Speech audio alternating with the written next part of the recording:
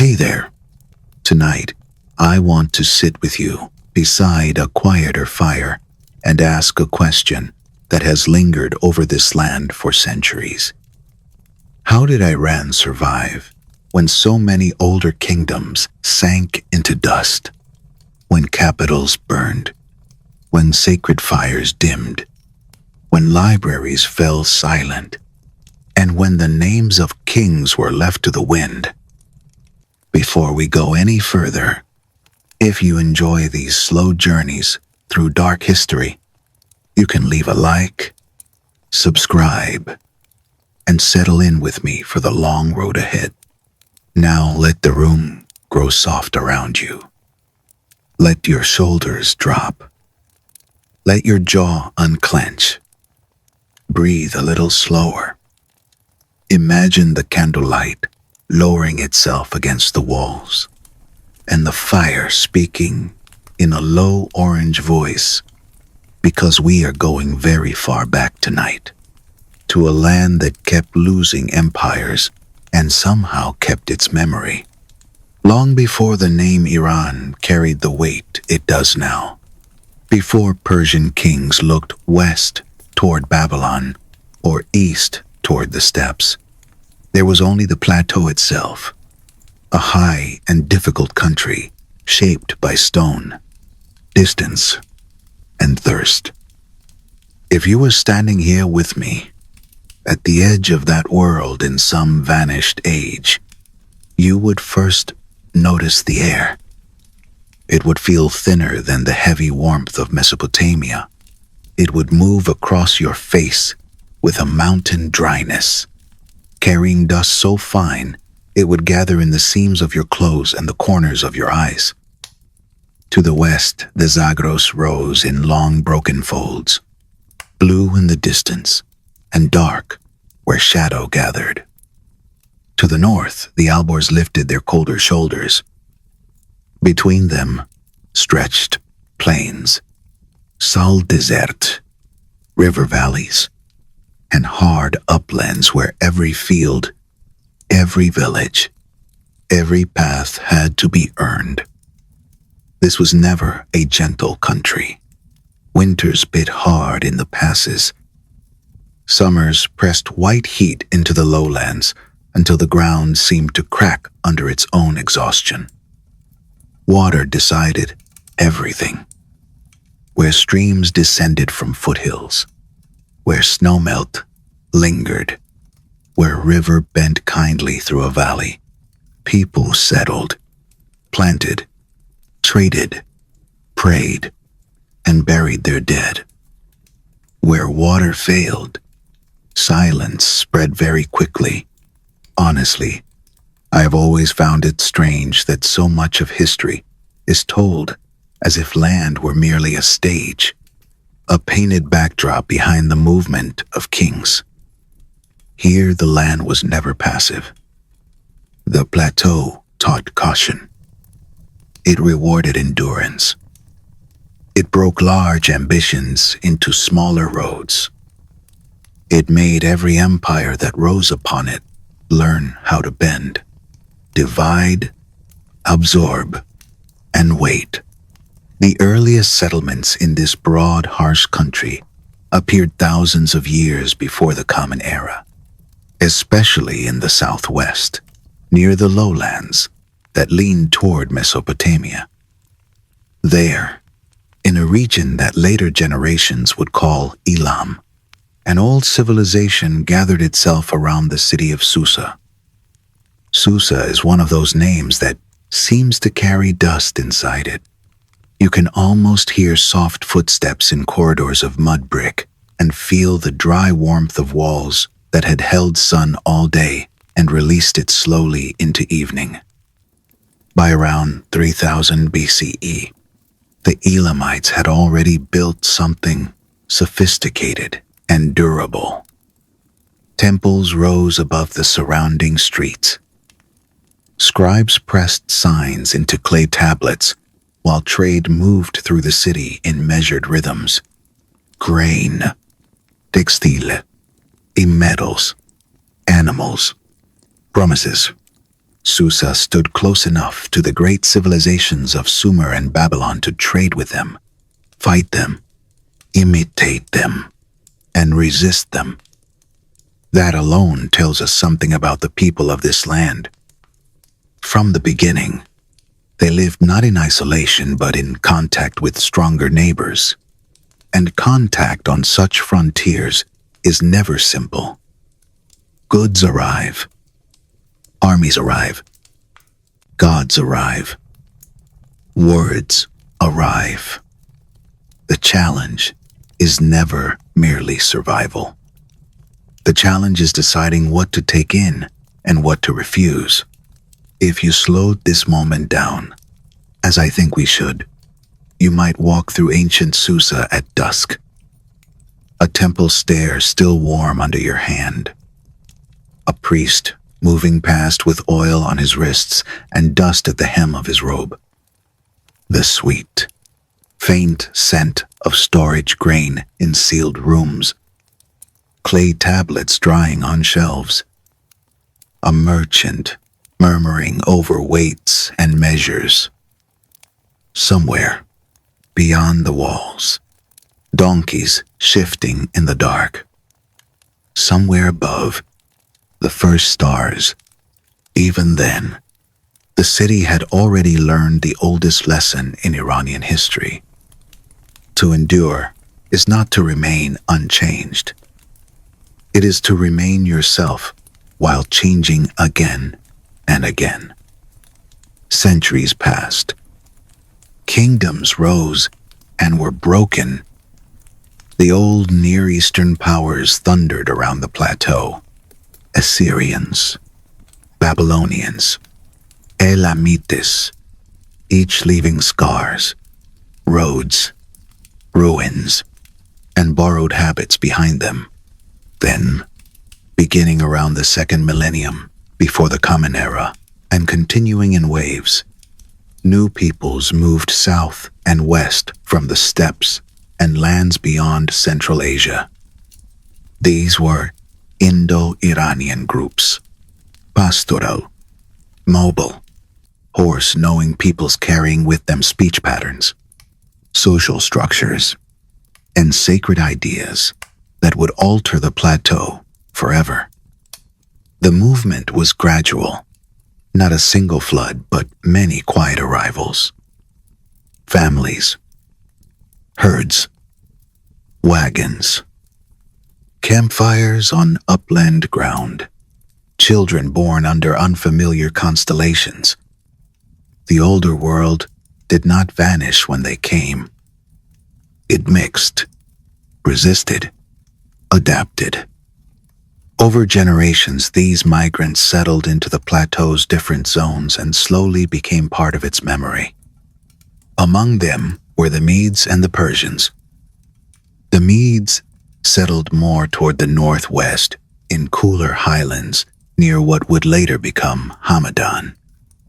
The Persians drifted farther south and east into the region they would call Parsa. At first, they were not the masters of history.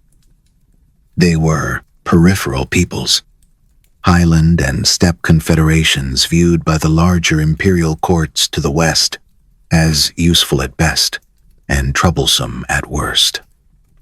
Assyrian inscriptions mention such groups mostly in the language empires use for mountain peoples, a source of horses, tribute, and occasional rebellion. Yet peripheral does not mean unimportant. Sometimes it means unfinished. You know that feeling when something small and half-noticed remains in the corner of a room while larger dramas fill the center, and then slowly, almost without anyone seeing the moment clearly, that quiet thing becomes the center itself. The early Medes and Persians were like that. They watched. They paid tribute. They learned the methods of stronger states. They endured the weight of foreign empires pressing from the west. And in the plateau's difficult spaces, where distance protected as much as it isolated, They were becoming something harder to erase. For generations, the Medes lived in scattered clans across the northwestern highlands. Their valleys were beautiful in a severe way. Cold mornings, summer grass silvered by wind, narrow roads cutting between rocky slopes. But scattered clans are vulnerable. Assyria understood this very well.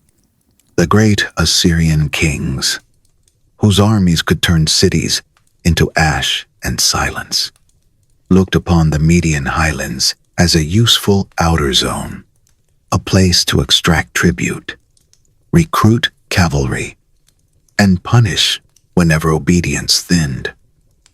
Then, sometime around the late 8th or early 7th century BCE, the old pattern began to shift. A man named Diasis appears in later Greek tradition, above all in Herodotus, as the figure who first understood that justice could become power. Whether every detail of that story is exact, we cannot be sure.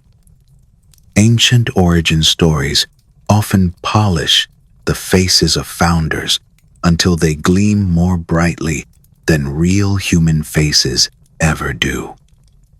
Still, the shape of the tale matters. Deiosis, Herodotus says, built a reputation as a fair judge among quarreling tribes. Imagine that for a moment, not as a legend told quickly, but as a lived scene repeated many times. Men arriving on horseback in the pale morning, cloaks marked with travel dust, disputes over pasture, marriage, stolen animals, broken promises, voices hard, hands tense.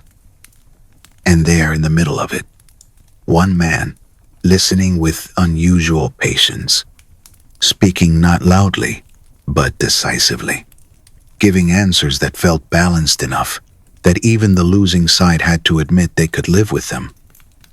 Then came the masterstroke. He withdrew. No more judgments. No more order.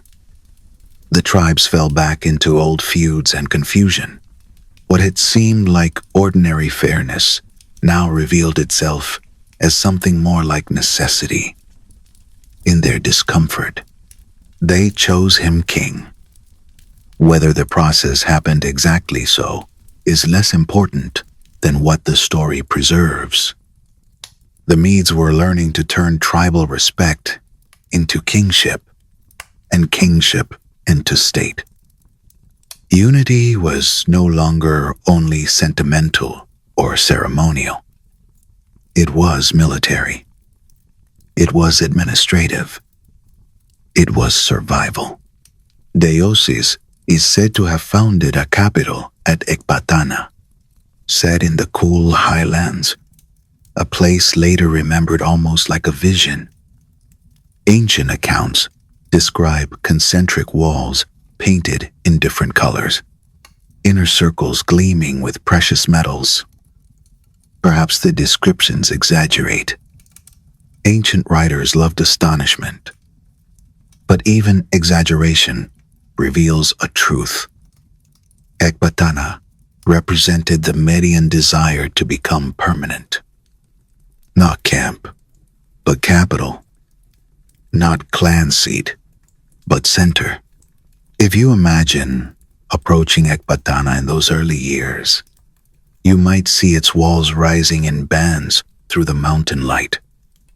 You might hear hoofbeats softened by dust. You might smell cedar beams, wool, horses, and the faint iron scent of tools and weapons. Behind the walls, storehouses, courts, messengers, decisions. A people once scattered, now circling a fixed heart. The generations after Deiosis carried the process further, under rulers like Cyaxares. The Medes reformed their armies and hardened their ambitions. This mattered enormously. Tribal levies can raid and resist, but disciplined formations can break empires. Cyaxares is remembered as reorganizing forces into distinct divisions: archers, cavalry, spearmen, turning a highland people into something far more dangerous on open ground. And across the western horizon, the greatest military machine of the age was beginning to crack. Assyria had terrified the Near East for centuries.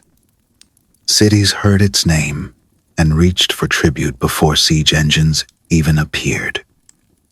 But vast cruelty has a cost. Constant war, revolt, crise, exhaustion. Empires often look most invincible shortly before they become brittle. The Medes saw the brittleness. They were not alone.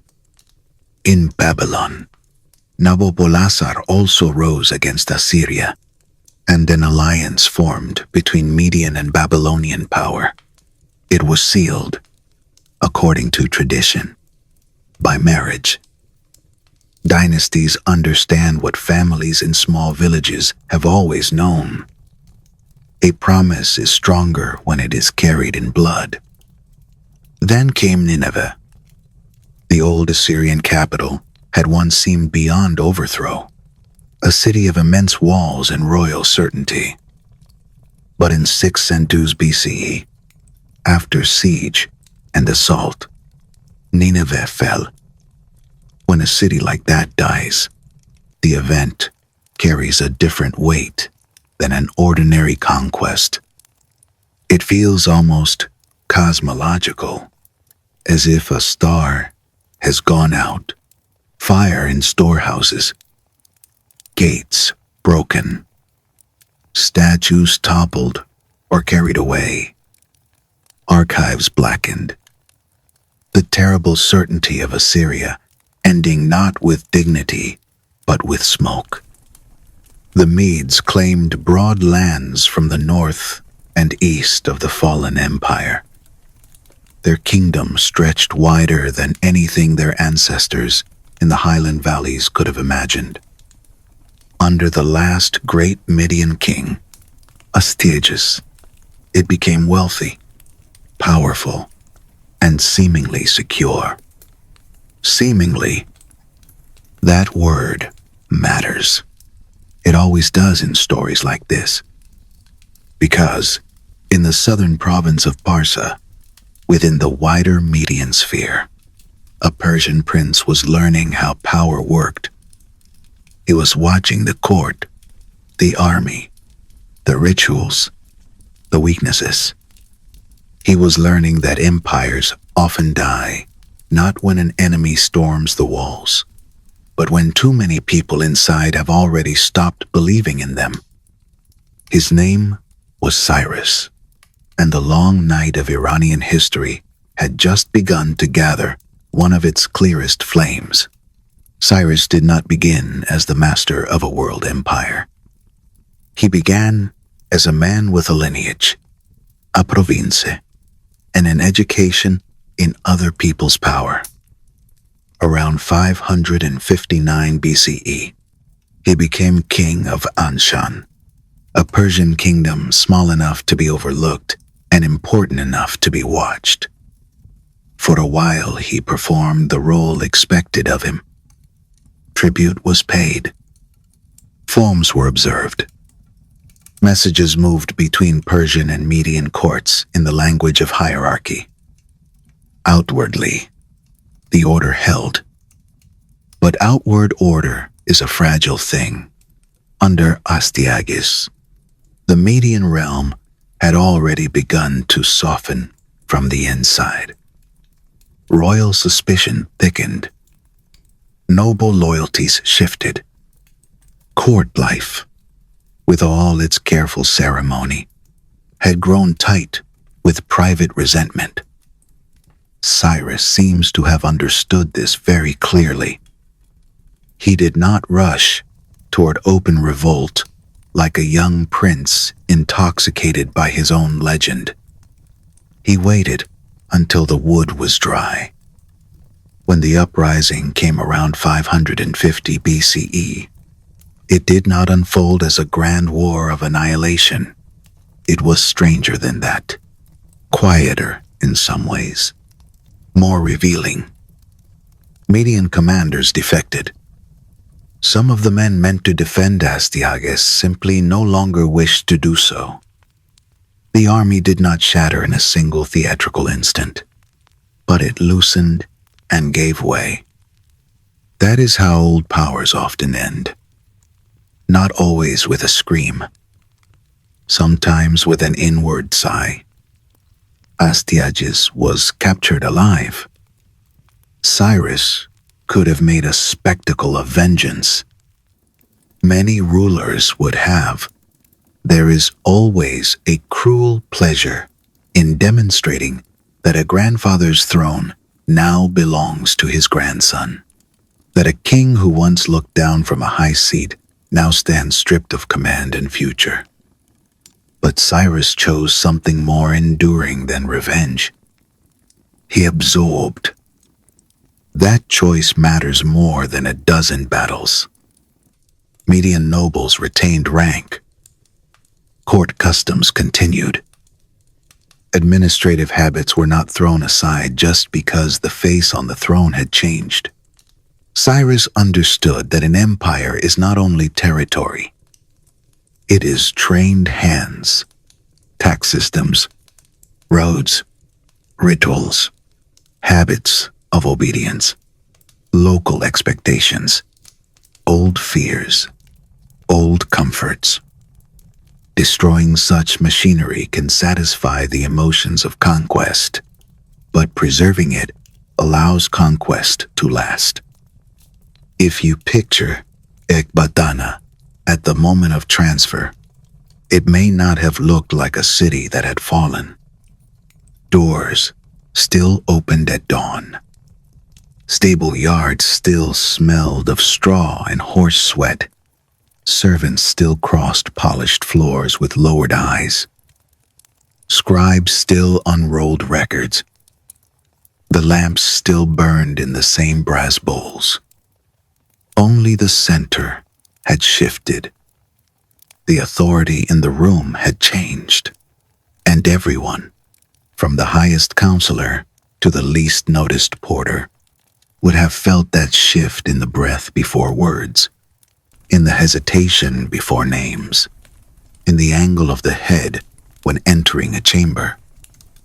The Median Empire did not vanish. It became the foundation of something larger.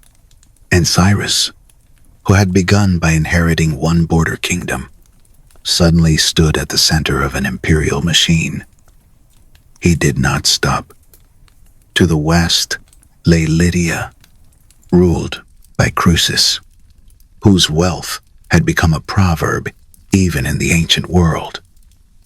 To say a man was rich was to compare him to Croesus. Sardis, his capital, glittered with the accumulated confidence of royal gold. Yet wealth has a way of creating a mood around itself, a softness in judgment, a subtle trust that fortune will continue to behave as it always has. Croesus, so the tradition goes, consulted the oracle at Delphi before marching against Cyrus. He was told that if he crossed the river Halys, he would destroy a great empire. This is one of those lines history loves because it feels like fate speaking in riddles. Croesus crossed. He did destroy a great empire, but it was his own. The campaign that followed showed another side of Cyrus. Not only patient, not only politically intelligent, but unexpectedly relentless. Croesus seems to have believed that after their first clash the season would close, that both sides would withdraw and resume when the weather permitted. Cyrus did not agree.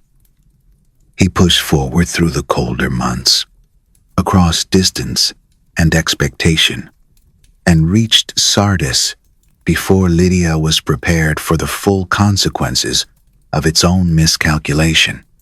There is something almost dreamlike about imagining Sardis under siege.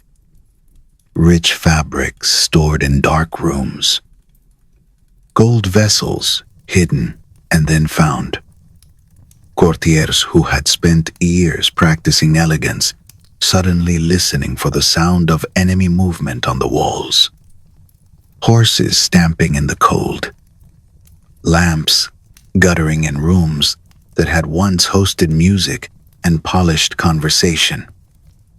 A city used to security learning. Very quickly, the intimate sound of fear. Sardis fell. Croesus was taken. Ancient stories surround his capture with moral reflection, reversals of fortune, wise sayings spoken too late. Perhaps some of those stories are embroidered. The ancients embroidered everything. Still, the underlying pattern remains. Another kingdom had discovered that Cyrus was not merely fortunate. He was adaptive. He pressed where others paused. He turned momentum into method. With Lydia subdued, the western reaches of Anatolia came under Persian control. Greek-speaking cities along the coast now found themselves within a new imperial orbit. Trade widened. Boundaries stretched. The empire was no longer a highland and Mesopotamian phenomenon. It was becoming transcontinental in feeling, a structure that contained mountains, deserts, river valleys, coastlines, and peoples who did not share language, gods, or memory. And still Cyrus was not finished. To the south stood Babylon. Even now, when Babylon survives mostly in fragments of brick and in the long echo of its name, it is difficult to recover what the city meant in its own time. This was not simply a capital. It was the great city, a metropolis of immense walls, ceremonial processions, temples, records, merchants, and stories layered upon stories. To people far away, Babylon was almost a concept before it was a place. Splendor, weight, antiquity, human ambition at a scale that almost made kings look temporary. Yet Babylon, under its last king, Nabonidus, was troubled. Religious tensions had widened. Priestly support had frayed. Political confidence was no longer whole. Cyrus approached not only with an army, but with a talent for entering through divisions already present. This is why he could so often appear, Lyta, as a liberator to some and a conqueror to others. He understood that if a city is already dissatisfied with itself, the gates do not always need to be broken. In 539 BCE, Babylon fell to Cyrus with surprisingly little resistance. Accounts vary in detail, as they often do, but the broad truth is clear. The city did not die in heroic destruction. It changed hands. Cyrus entered in a mode carefully shaped to look like legitimacy rather than violation. He participated in the old ritual language of kingship. He honored local gods. He presented himself not as a desecrator but as the ruler Babylon had been waiting for. That was one of his greatest political gifts. He knew how to speak to conquered people in the voice they most wanted to hear. Imagine the city on the day of his entry. Dust hanging low over processional roads. Priests in ordered robes. Temple courts washed and prepared. Merchants watching from thresholds. Women whispering through half-open doors. The immense statue of Marduk within the sacred precinct. Its very presence carrying centuries of civic and cosmic meaning. Cyrus did not stride in carelessly, as if brute victory were enough. He understood that power feels more secure when it seems to continue rather than begin.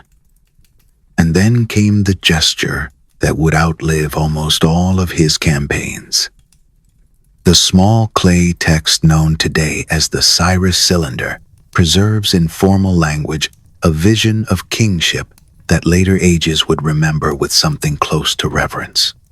It presents Cyrus as a ruler chosen to restore sanctuaries, return displaced peoples, and allow local cults and traditions to continue. Modern readers sometimes make the cylinder into a document more modern than it truly is. It was still royal messaging, still political speech shaped for effect. We should be gentle with claims that sound too neat. Even so, its significance remains extraordinary, because what it reveals is not modern liberalism, but imperial intelligence of a very high order. Cyrus rejected the old Assyrian and Babylonian habit of mass deportation as a governing principle. He recognized local worship. He allowed exiled communities, including the Jews held in Babylon since the days of Nebuchadnezzar, to return to their homeland and rebuild their temple in Jerusalem. In the Hebrew Bible, Cyrus is remembered with a warmth almost no foreign ruler receives. He is cast not as a mere conqueror, but as an instrument of divine purpose. Some scholars emphasize calculation here, and they are surely right to do so. A realm this large could not be ruled only through terror. Terror is loud, but expensive. Legitimacy is quieter and more durable. Other scholars sense a genuine largeness of vision in Cyrus, and perhaps they are right too. The dark truth of history is that motive is often mixed. Ambition can wear sincerity. Policy can become conviction. A ruler may begin by doing what is useful and slowly come to believe it is also just. Either way, the result was the same. Cyrus had created the largest empire the world had yet seen. From the Aegean to the approaches of Central Asia, from the old Mesopotamian cities to the Persian homeland, an immense mosaic now answered to one king. The scale is hard to hold in the mind. Caravan roads lengthening through different climates. Interpreters carrying words between languages. Taxes gathered in one province and accounted for in another. Horses changed at stations. Local gods still receiving offerings. Governors still sleeping lightly, aware that all authority now flowed from a center farther away than any previous center had ever been. The empire was not yet fully systematized in the way Darius would later accomplish, but its frame was already visible, and at the center of that frame stood Cyrus, a figure later memory would make almost impossible to see clearly, because admiration gathered around him too thickly. Yet even admiration cannot hide mortality. He did not die in a palace bed surrounded by the calm machinery of stable succession. Around 530 BCE, he died on campaign in the east, fighting nomadic peoples along the frontier where settled empire met the restless openness of the steppe. There is something fitting in that. The edges of empires are never quiet. They pull rulers outward.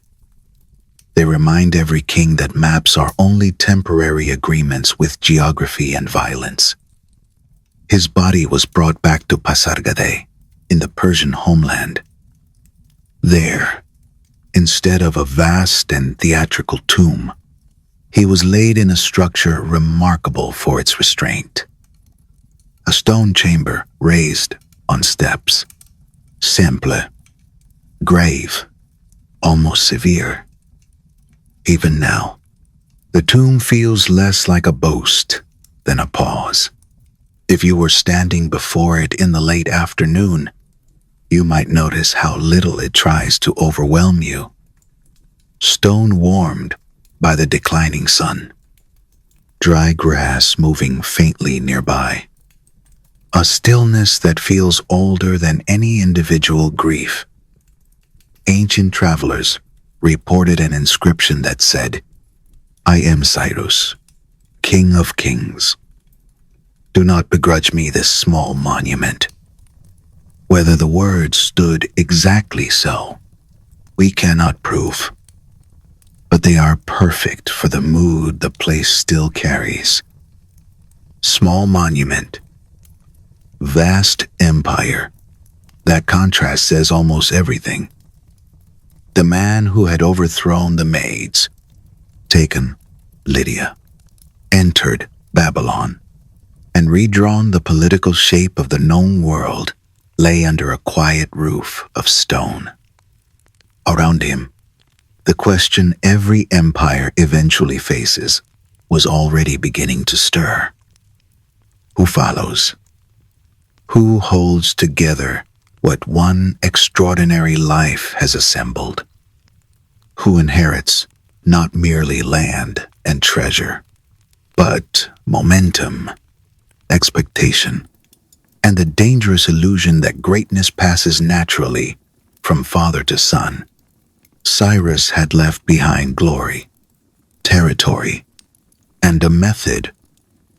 He had also left behind fragility, because every empire, no matter how brilliant its founder, contains within itself the possibility that succession will open the first long crack, and in the hush after his death, with the roads still carrying messages in his name and the provinces still bending toward the center he had made, the empire began to look toward his son, toward Egypt, toward ambition, and toward a future that would demand not only conquest, but structure. Cambyses, the son of Cyrus, inherited an empire so large that to hold it together was already an act of discipline, and yet he was not content merely to inherit. He turned his gaze toward Egypt, the old kingdom of the Nile, ancient even by the standards of Babylon and Susa, a place of stone temples, river light, and royal memory layered more deeply than most lands on earth. In 525 BCE, he conquered it, adding one more astonishing piece to the Achaemenid realm. If you slow that moment down, you can almost feel the difference in air between Persia and the Nile, the plateau's dry breath giving way to river humidity. Papyrus, mud, sunlight glancing off slow water, priests in white linen moving through temple shade while Persian authority settled over them like a new season no one had invited. Cambyses has never been easy to see clearly. Greek sources, especially Later hostile ones often paint him in dark, unstable colors, as though the son who followed Cyrus had to be interpreted as a distortion of the father. Some of those tales are probably exaggerated. Conquered peoples and rival storytellers rarely speak tenderly of rulers who humiliate them. Still, his reign carried strain. The empire was widening faster than trust could widen with it.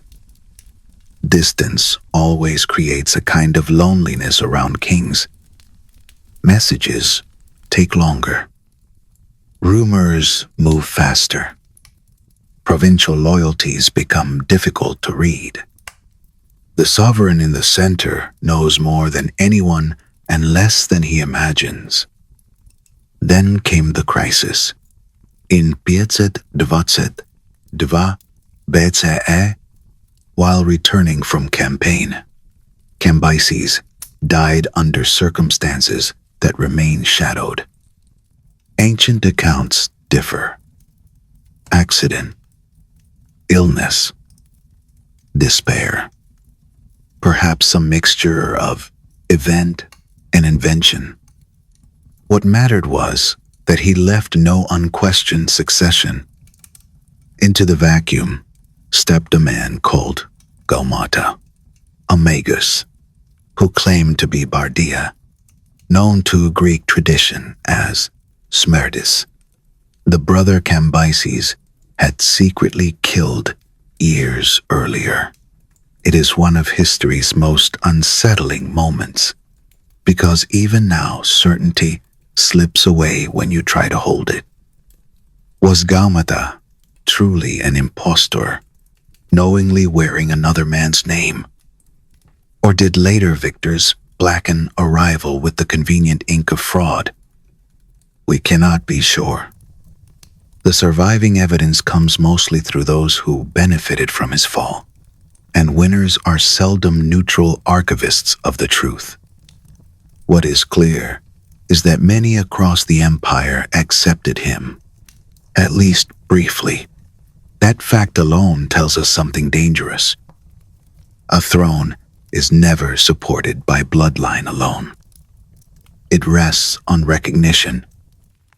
If enough people decide a man is king, then for a time he is king, whatever his birth or costume. Gaumata seems to have offered relief from taxes and burdens in some regions. He may have appealed precisely because the empire had already grown tired, and tired peoples do not always ask too many questions when a new ruler promises softness after strain. Into this uncertainty stepped Darius, a young nobleman of Achaemenid blood, a military figure with lineage close enough to power to claim it, and energy fierce enough to seize it. Along with 6 co-conspirators, he moved against Gaumata and killed him. However carefully, later inscriptions dressed the act. It was a coup. Darius understood this with chilling clarity. He had taken the throne by force and would now need to transform force into legitimacy. How do you persuade an empire of millions that your violence was justice? How do you teach future centuries to repeat your version of events? Darius answered by carving his truth into a mountain. The Behistun inscription remains one of the most extraordinary acts of political self-creation in all history. High above the road between Babylon and Ecbatana, on a sheer cliff face in western Iran, Darius ordered a massive multilingual inscription and relief carved into the rock. In Old Persian, Elamite, and Babylonian, the text tells the story he needed the world to believe. He is the rightful king. Gaumata was a liar. Rebel after rebel rose falsely across the empire, and Darius, with divine aid, crushed them one by one. In the carved image, he stands tall, 1 foot on the defeated usurper, while bound rebels wait behind him in humiliation. If you imagine the sight when it was new, you might see fresh-cut stone pale against the mountain, scaffolding clinging to impossible heights, dust drifting in the dry light, workmen hanging between sky and earth to inscribe a king's certainty above the heads of all who passed below. The mountain itself became witness. The road became audience. The lie, if it was a lie, was made so large and so physically difficult to challenge that it acquired the weight of landscape, and with a strange afterlife that Darius could never have intended. Behistun would become more than propaganda. Over 2,000 years later, when Henry Rawlinson and other scholars labored to copy and decode it, the trilingual inscription became the key to unlocking cuneiform itself. Darius had meant to control memory. Instead, he also preserved the means by which forgotten worlds would be heard again. Yet to reduce him to a propagandist would be badly unfair. Once he had taken the throne and crushed the revolts that flared across the empire, Darius turned to a task perhaps even greater than conquest. He began to organize empire as if it were an instrument that could be tuned. Cyrus had gathered immense territory with genius and restraint, but Darius gave that territory structure. He divided the empire into satrapies, roughly 20 major administrative provinces. Each was governed by a satrap, a royal official responsible for taxation, order, and the practical management of a land that might contain several peoples and climates within its borders. But Darius, who trusted systems more than sentiment, was careful not to let any one governor become a second king. Military commanders and financial inspectors reported separately to the crown. Authority overlapped. Chains of information crossed one another. It was bureaucracy as a defense against treason. This sounds dry when summarized. In reality, it changed daily life for millions. A village scribe in Egypt, a tax official in Lydia, a caravan merchant in Bactria, all were now, whether they felt it or not, participating in a single governing imagination. Records multiplied. Assessments became more regular. Power reached farther not because it shouted louder, but because it counted better. And then there were the roads. The royal road stretched from Sardis on the Aegean coast to Susa in the imperial heartland. Nearly 1,700 miles of connective ambition. Along it lay stations, horses, quarries, official shelter, and the practical miracle of speed in an ancient world where speed was usually a fantasy. Royal messages could travel in days where ordinary travelers took weeks. Herodotus, who admired much about Persia even while writing from the Greek side of history, marveled at these couriers. Snow, rain, heat, night, nothing stopped them. If you imagine one of those riders in motion, the picture becomes intimate. Leather reins dark with use. Dust rising under hooves. Sweat cooling on the horse's neck in a cold dawn. A packet secured under the cloak, carrying the decision of a king across mountains and plains to a governor who may have spent days waiting for that exact order. Empire becomes real in moments like that. not just in battles and coronations, but in the beating of hooves along a measured road. To unify trade as well as command, Darius introduced the gold coin known as the Darik, along with standardized measures and predictable systems of tax. Coinage seems mundane until you remember what it solves. Trust between strangers. A merchant in Anatolia and another in distant Central Asia could now weigh value in comparable terms. The empire could be imagined not only as land under one ruler, but as circulation, a movement of goods, metals, texts, labor, and expectation. And still Darius was not satisfied. He wanted stone. Beginning around 518 BCE, he initiated the ceremonial complex we now call Persepolis in the Persian heartland. Not a primary administrative capital in the ordinary sense, but something more symbolic and therefore, in another way, more important. Persepolis was a theater of empire.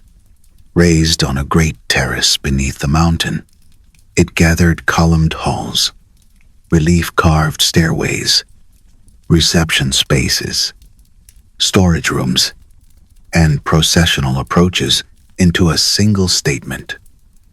Tens of thousands of workers, artisans, laborers, stonecutters, carpenters, transporters, all contributed. The surviving tablets show that many were paid wages and rations, a reminder that even beauty in antiquity rested on ledgers.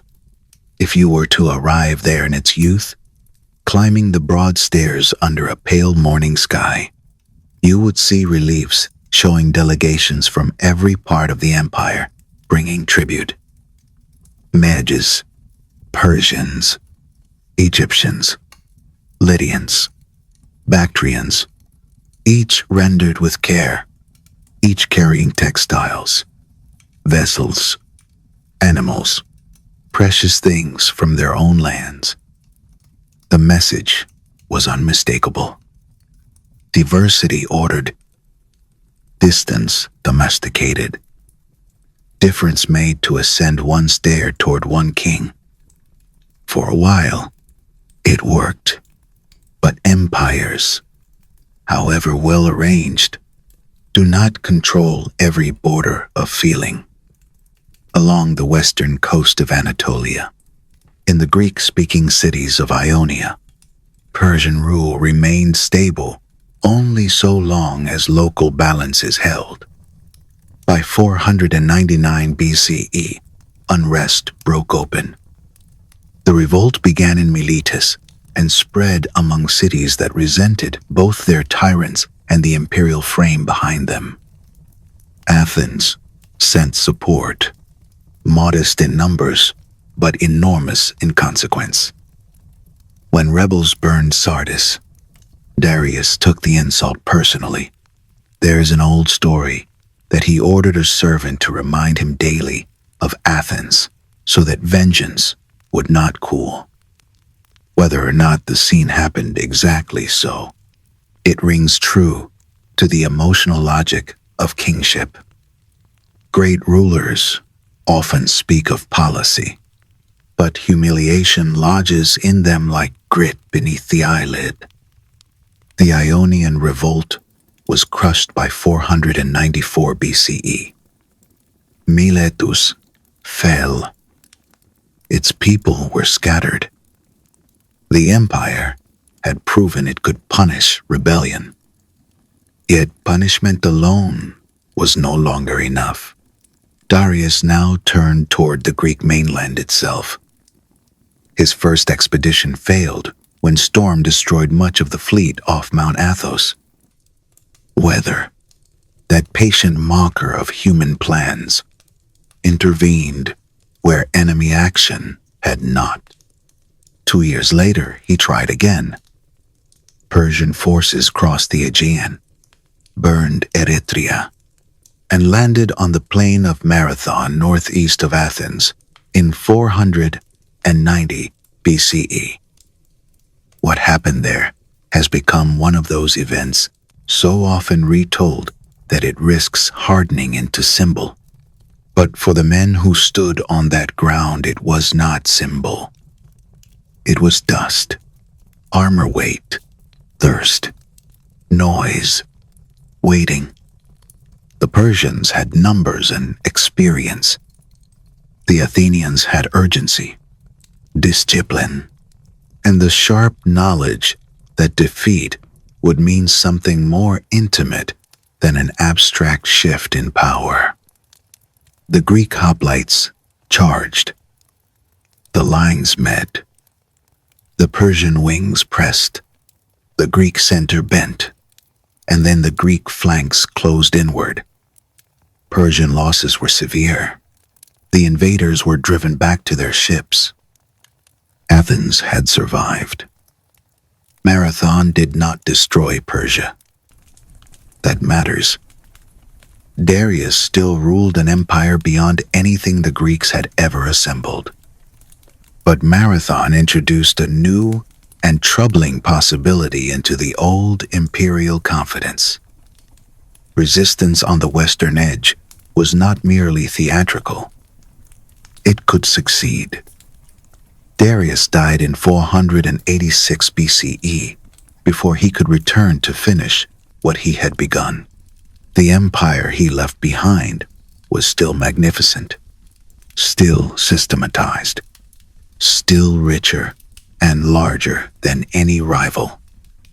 Yet now it carried a question inside itself. If one small collection of city-states could stand against the great king once, might they do so again? The answer would fall to his son Xerxes, who inherited not only the throne and treasury, but the unfinished ache of revenge. And the long roads of empire were already preparing to carry his armies west. Xerxes inherited the greatest empire on earth and an unfinished war. That combination is dangerous. A young ruler taking up an enormous inheritance is rarely permitted the luxury of patience. Around him stood counselors, nobles, military men, all carrying their own calculations, all ready to translate caution into weakness if he seemed too slow. He also inherited his father's wound. The memory of Sardis burned, of Athens not yet answered, of Marathon hanging in Persian memory like a question that had not been properly resolved. So Xerxes prepared on a scale meant to end questions. Ancient numbers for his invasion of Greece swelled toward the impossible, as they often do when awe takes hold of chroniclers. Modern historians are more cautious. Yet even cautious estimates leave the enterprise staggering. Hundreds of thousands may be too many, but an army of enormous size certainly gathered, along with engineers, naval crews, supply trains, camp followers, animals, and the delicate mathematics of feeding men across water and rock. This was not merely a campaign. It was an argument in motion, one king saying to the edge of his world that Persia still possessed the means to compel obedience. He bridged the Hellespont with boats lashed together so the army could cross from Asia into Europe. That image has always carried a strange splendor.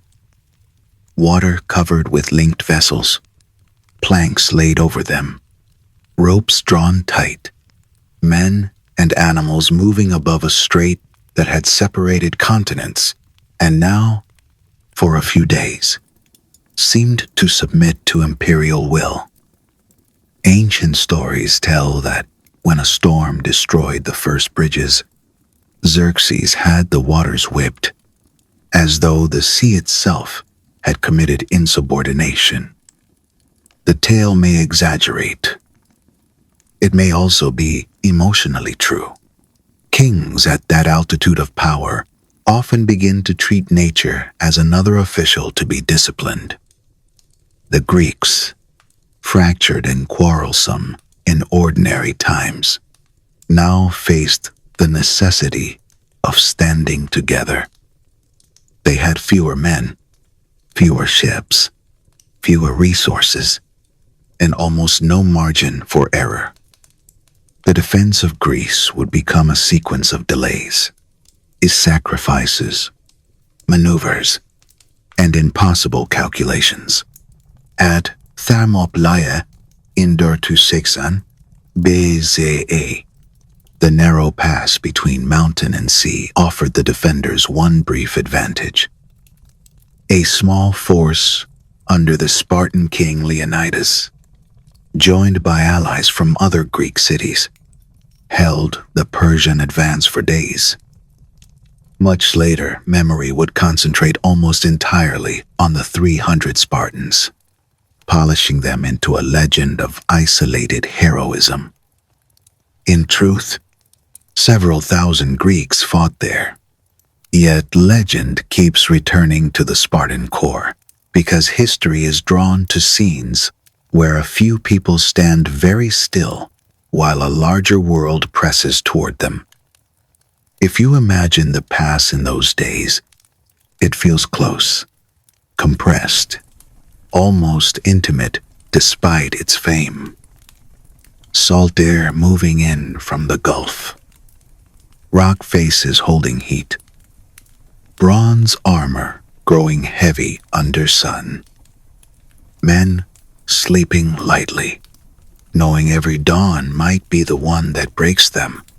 Then the final turn came, not from superior force alone, but from betrayal. A local Greek revealed a mountain path around the pass. Encirclement followed. Leonidas and those who remained with him died where they stood. The Persians moved south. Athens was evacuated, then burned. There is something quietly terrible in the burning of a symbolic city, not because all cities are not vulnerable, but because some places are thought to belong to memory itself. The Acropolis went up in smoke, and for a moment it must have seemed that the Persian answer had arrived in full.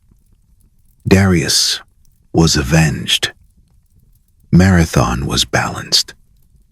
Greek defiance had met imperial fire, but the war had not yet spoken its last word. Themistocles, the Athenian strategist, understood that Persian strength at sea could become weakness if drawn into constricted waters. Near the island of Salamis, in narrow straits where numbers crowded rather than liberated, the Greek fleet met the Persians. Xerxes watched from shore, seated high enough to witness what he believed would be a final, magnificent submission. Instead, the Persian navy was broken by confusion, geography, and the skill of opponents who knew exactly where they wanted the battle to occur. Ships splintered. Oars struck tangled water. Men shouted in multiple languages as hulls ground against one another. The sea, which had allowed invasion, now became a trap. Defeat at Salamis did not destroy the Persian Empire, but it shattered the momentum of the campaign. The following year, at Plataea, Greek land forces dealt the remaining Persian army another severe defeat. The invasion ended. Persia would never again attempt to subdue the Greek mainland by such direct force. The result is often told as the triumph of East over West reversed. as if history were already rehearsing a modern argument. That is too simple. Persia remained vast, sophisticated, administratively brilliant, culturally rich. Greece remained divided and vulnerable despite its victories. Still, something changed in the imagination of both worlds. The Greeks emerged with a confidence that would nourish their golden age. Persia learned that the western margin of empire contained limits even imperial determination could not easily cross. The formal end of this long conflict came years later with the so-called Peace of Calais, though scholars still debate details and even its exact form. What matters is that a boundary of exhaustion had been reached. Neither side would fully absorb the other. The frontier of possibility had been tested, and while armies marched and fleets broke, another Persian story was unfolding within palace walls. The court at Persepolis and Susa had become a world of immense ritual density. Ceremonies, marriages, succession calculations, guarded conversations, gifts that were also signals, silences that were also threats. In 465 BCE, Xerxes was murdered, apparently in his bedchamber, by Artabanus, the commander of the royal guard. That detail alone should unsettle us. The man charged with preserving the king's body from danger became the danger itself. Trust at the center had thinned so much that power could be touched by the hand meant to shield it. Artabanus did not last long. He was soon killed as the succession crisis unfolded, and Artaxerxes the first emerged from the blood and confusion to claim the throne. This pattern, murder, intrigue, palace conspiracy, repeated itself across the later Achaemenid centuries with a weary regularity. Great imperial systems often look strongest in public and most frightened in private. The throne room gleams. The corridors whisper. One of the most overlooked realities of this world is how much influence moved through royal women. Figures like Amestris, the wife of Xerxes, and later powerful queens and queen mothers shaped access, patronage, revenge, and succession. Administrative evidence from Persepolis shows elite women controlling estates, labor force, and supplies. These were not ornamental presences placed at the edge of power. They operated inside it, sometimes more effectively than the men whose names were carved on cliffs and palace walls. If you slow the palace down, you might hear not the loud sound of imperial decree, but the softer mechanisms of influence. Sandaled steps on polished floors, curtains moving with air and passing bodies, a sealed message delivered at dusk, a marriage negotiated, a servant dismissed, a favor remembered, a child identified quietly as the more useful heir. History often prefers the clang of battle to the hush of rooms where futures are selected, but empires are shaped in both places. Beyond the court, the satrapies that Darius had so brilliantly structured became a mixed blessing. The very scale that made Achaemenid rule astonishing also created opportunities for centrifugal ambition.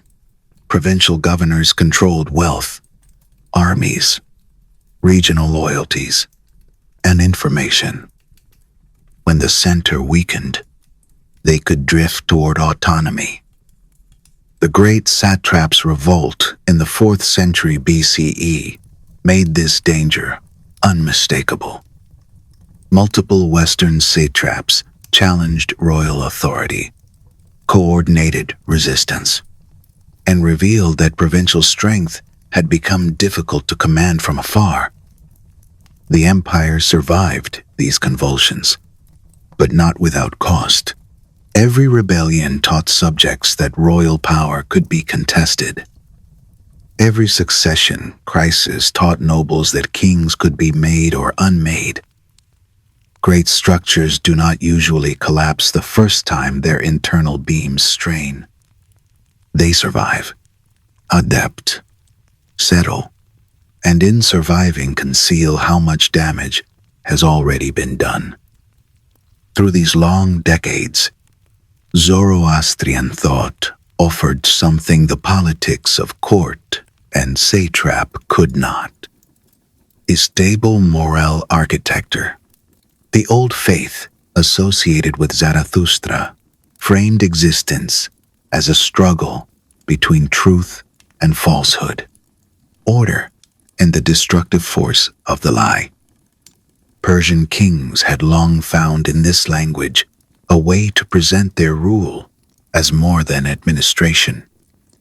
They were guardians of Asha, of right order, against chaos. Fire altars burned across the empire.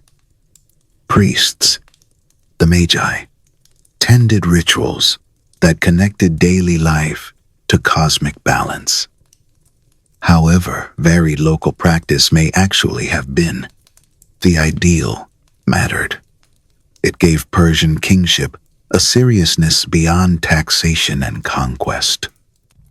The empire was not only large, it was meaningful in its own eyes. Later, Achaemenid rulers rose and fell in that shadow. Artaxerxes I, Darius II, Artaxerxes II, Artaxerxes III. Their names can blur if taken too quickly, but the blur itself tells a story. Dynastic continuity survived, yet charisma thinned. The empire increasingly relied on inherited scale rather than fresh creation. Artaxerxes III briefly reversed the drift. Coming to power in 358 BCE, he was severe, efficient, and ruthless in a way that startled even a court used to severity. He reconquered Egypt in 343 BCE, suppressing revolt and momentarily making the empire feel whole again. But his success proved fragile. He was poisoned, most likely by his vizier, Bagoas, and after him, the throne passed through weak or short-lived hands so quickly that the old confidence never had time to settle. When a state reaches that phase, it begins to feel haunted by itself. Its palaces still stand. Its taxes still flow. Its ceremonies still unfold with practiced dignity. Yet underneath runs a subtle current of unbelief. People obey because the structure still exists, not because they are certain it will endure. From the cold mountains of Macedon, a young king was already moving toward that weakness. Alexander crossed into Asia in 334 BCE with perhaps 40,000 men, far fewer than the forces Persia could, in theory, assemble. But he brought with him something difficult to defend against: speed, audacity, and a unity of command the Persians no longer possessed. He also inherited from his father Philip a military instrument honed for decisive action. Macedonia had learned how to strike where larger kingdoms hesitated. The first major encounters in Asia Minor opened the western provinces to him. Then, in 333 BCE, at Issus, Alexander met Darius III and routed him. The image is painful in its repetition. Another Persian king fleeing from the field while his family falls into enemy hands. Yet Alexander's treatment of Darius's captured mother, wife, and daughters was notably careful, even respectful. It was mercy, yes, but also performance. Alexander already understood that to defeat Persia fully, he would need to look like a legitimate universal ruler, not a mere plunder. The decisive confrontation came at Gaugamela in 331 BCE, on open ground prepared by Darius for his scythed chariots and broad formations. He had chosen the field carefully, leveling terrain, arranging his forces for the kind of battle he believed would finally use Persia's numerical advantage. Alexander answered with movement and precision. His cavalry wedge drove into the Persian line at the crucial point. Disorder spread. Darius fled again. With that second flight, something ancient broke. Babylon surrendered. Susa surrendered. The treasury of generations passed into Macedonian hands. Then Alexander moved into the Persian heartland itself and came to Persepolis. What happened there remains one of antiquity's most haunting ambiguities. In 330 BCE, the great ceremonial capital was burned. Ancient sources disagree on motive. Some say Alexander did it deliberately as revenge for the Persian burning of Athens generations earlier. Others suggest the fire began during a drunken banquet and escaped in tension. It may have been both, to drink, loosening a vengeance already waiting beneath the surface. The details are uncertain. The image is not. Fire climbing cedar beams, painted surfaces darkening, roof structures cracking in the heat, treasury wealth consumed or carried away, relief-carved stairs lit by a glow they had not been built to witness. Persepolis, which had embodied ordered imperial diversity in stone, became a ruin. And yet even Alexander, destroyer of that symbolic center, was already being changed by what he conquered. He adopted elements of Persian dress and court etiquette. He elevated Iranian nobles. He expected forms of reverence from his Macedonian companions that deeply unsettled them. He married Roxana of Bactria. He encouraged fusion.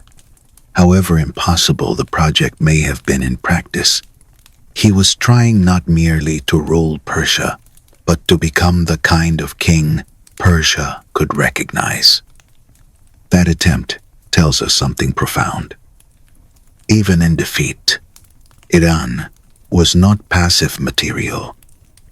It exerted pressure on conquerors. It asked them to change if they wished to endure. Alexander died in Babylon in 323 BCE at the age of 32, leaving behind a conquered world and no clear future for it. His generals tore the empire apart in the wars of the successors. Iran eventually fell under Seleucid control. Greek cities rose. Greek inscriptions spread. Greek became the language of administration in many places. But beneath marble, bronze, and imported civic forms, older continuities remained. Persian was still spoken.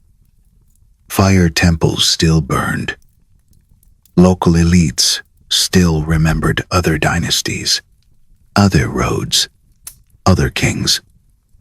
Conquerors could redraw maps and rename capitals.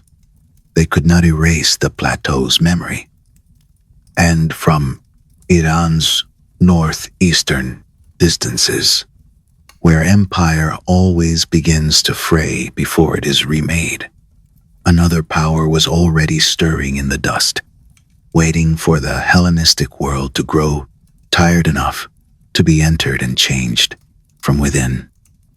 The Seleucids inherited Iran the way a distracted heir inherits a vast old house. Impressed by its scale, eager to rearrange the furniture, and not nearly aware enough of which walls are carrying the weight. Seleucus, one of Alexander's most capable generals, secured Babylon in 312 BCE, and from there extended his authority eastward over the plateau. On maps, it looked magnificent. In lived reality, it was a patchwork empire stretched from the Mediterranean to the edge of India, forced to hold together peoples who did not pray alike, speak alike, or remember the recent past in the same emotional register. The Seleucid answer was Hellenization. Greek cities were founded or expanded across old Iranian ground. Greek colonists arrived in waves. Greek became the language of administration in many official settings. Coins bore Greek legends. Gymnasia appeared. Civic institutions that had grown out of Mediterranean political life were transplanted eastward like carefully chosen plants whose roots did not always take. There is something almost tender and a little arrogant in the confidence of such efforts. To found a new city in old soil is to assume that memory can be persuaded to begin again. But Iranian memory was not empty land. Beyond the columns and inscriptions, village life continued in older rhythms. Iranian dialects persisted in homes and markets. Zoroastrian fires were tended beyond the reach of fashionable urban language. Local aristocracies adapted rather than vanished. A Greek decree might govern a city square. It did not necessarily govern the imagination of the countryside. The Seleucid state also suffered from the burden of size. Its kings were always being pulled westward. Syria, Anatolia, the rivalry with Ptolemaic Egypt, Mediterranean strategy, dynastic quarrels. The eastern provinces, rich and distant, could not help but become thinner in the royal attention they received. Neglect is one of the quiet causes of historical transformation. An empire does not always lose a region because an enemy is overwhelmingly strong. Sometimes it loses it because it keeps looking somewhere else. In the northeastern reaches of the plateau, in the land the Greeks called Parthia, a people known as the Parni were watching. They were of Iranian stock, step-hardened, mobile, alert to openings. Around 247 BCE, a leader named Arsaces seized Parthia from its governor and established what began as a small kingdom and would become a dynasty so durable that later rulers would treat his name almost as a title rather than merely a personal inheritance. The Arsacids had entered the story. At first, their power was limited. A regional foothold, more promise than certainty. But small beginnings are often the most dangerous, because larger states rarely respect them enough to act decisively. The Seleucids were distracted, divided. and too convinced of their own civilizational prestige to grasp what was forming at the edge of their vision. Then came Mithridates I, ruling from around 171 BCE. Mithridates understood two things with unusual clarity. First, Seleucid authority in the East was softer than it looked. Second, conquest must be timed, not merely by ambition, but by the enemy's fatigue. He moved westward and southward with an almost patient ferocity. Media fell, then Mesopotamia, the old lowland of empires, with all its wealth and symbolic gravity, passed into Parthian hands around 141 BCE. There are moments when history seems to inhale. This was one of them. A dynasty of Iranian origin, born from the northeastern margins, had taken the lands once ruled by Achaemenids, then by Macedonians, then by their Seleucid heirs. When Mithridates captured the Seleucid king Demetrius II, the gesture was larger than any single battlefield outcome. The old Hellenistic order had been made to bow. What kind of empire did the Parthians build? Not one of marble symmetry or strict centralization. That was not their instinct. Their strength lay in flexibility, in aristocratic partnership, in a willingness to let multiple languages and customs coexist so long as loyalty and tribute held. Greek remained visible in certain official forms, especially on coinage. Hellenistic art and urban habits did not simply vanish. Parthian nobles could appreciate Greek styles while remaining unmistakably Iranian in lineage and political imagination. This is one of the most Iranian patterns in the long story of the plateau. Conquerors arrive and leave traces. The traces are not erased. They are absorbed into something else. The result is not purity, but continuity with additions. Under the Arsacids, power rested partly in the king and partly in great noble families whose authority could not be ignored. Houses like the Shurin and the Karen possessed lands, retainers, cavalry, prestige, and ancestry old enough to make them partners in rule rather than simple subjects of it. This made Parthia resilient in one sense. The empire could survive royal weakness because regional strength remained distributed. It also made it fragile in another. A king who leaned too hard on these nobles could provoke fracture. A king who leaned too little could seem ornamental. Even so, Parthian civilization flourished in forms suited to its own temperament. Ctesiphon on the Tigris grew into an imperial capital of immense importance. The Parthian Iwans, vast vaulted halls open on one side, began appearing in architecture and would echo through Iranian building traditions far beyond the dynasty that first gave them wide prestige. Trade moved across the empire's territory, from the Mediterranean world toward Central Asia and China.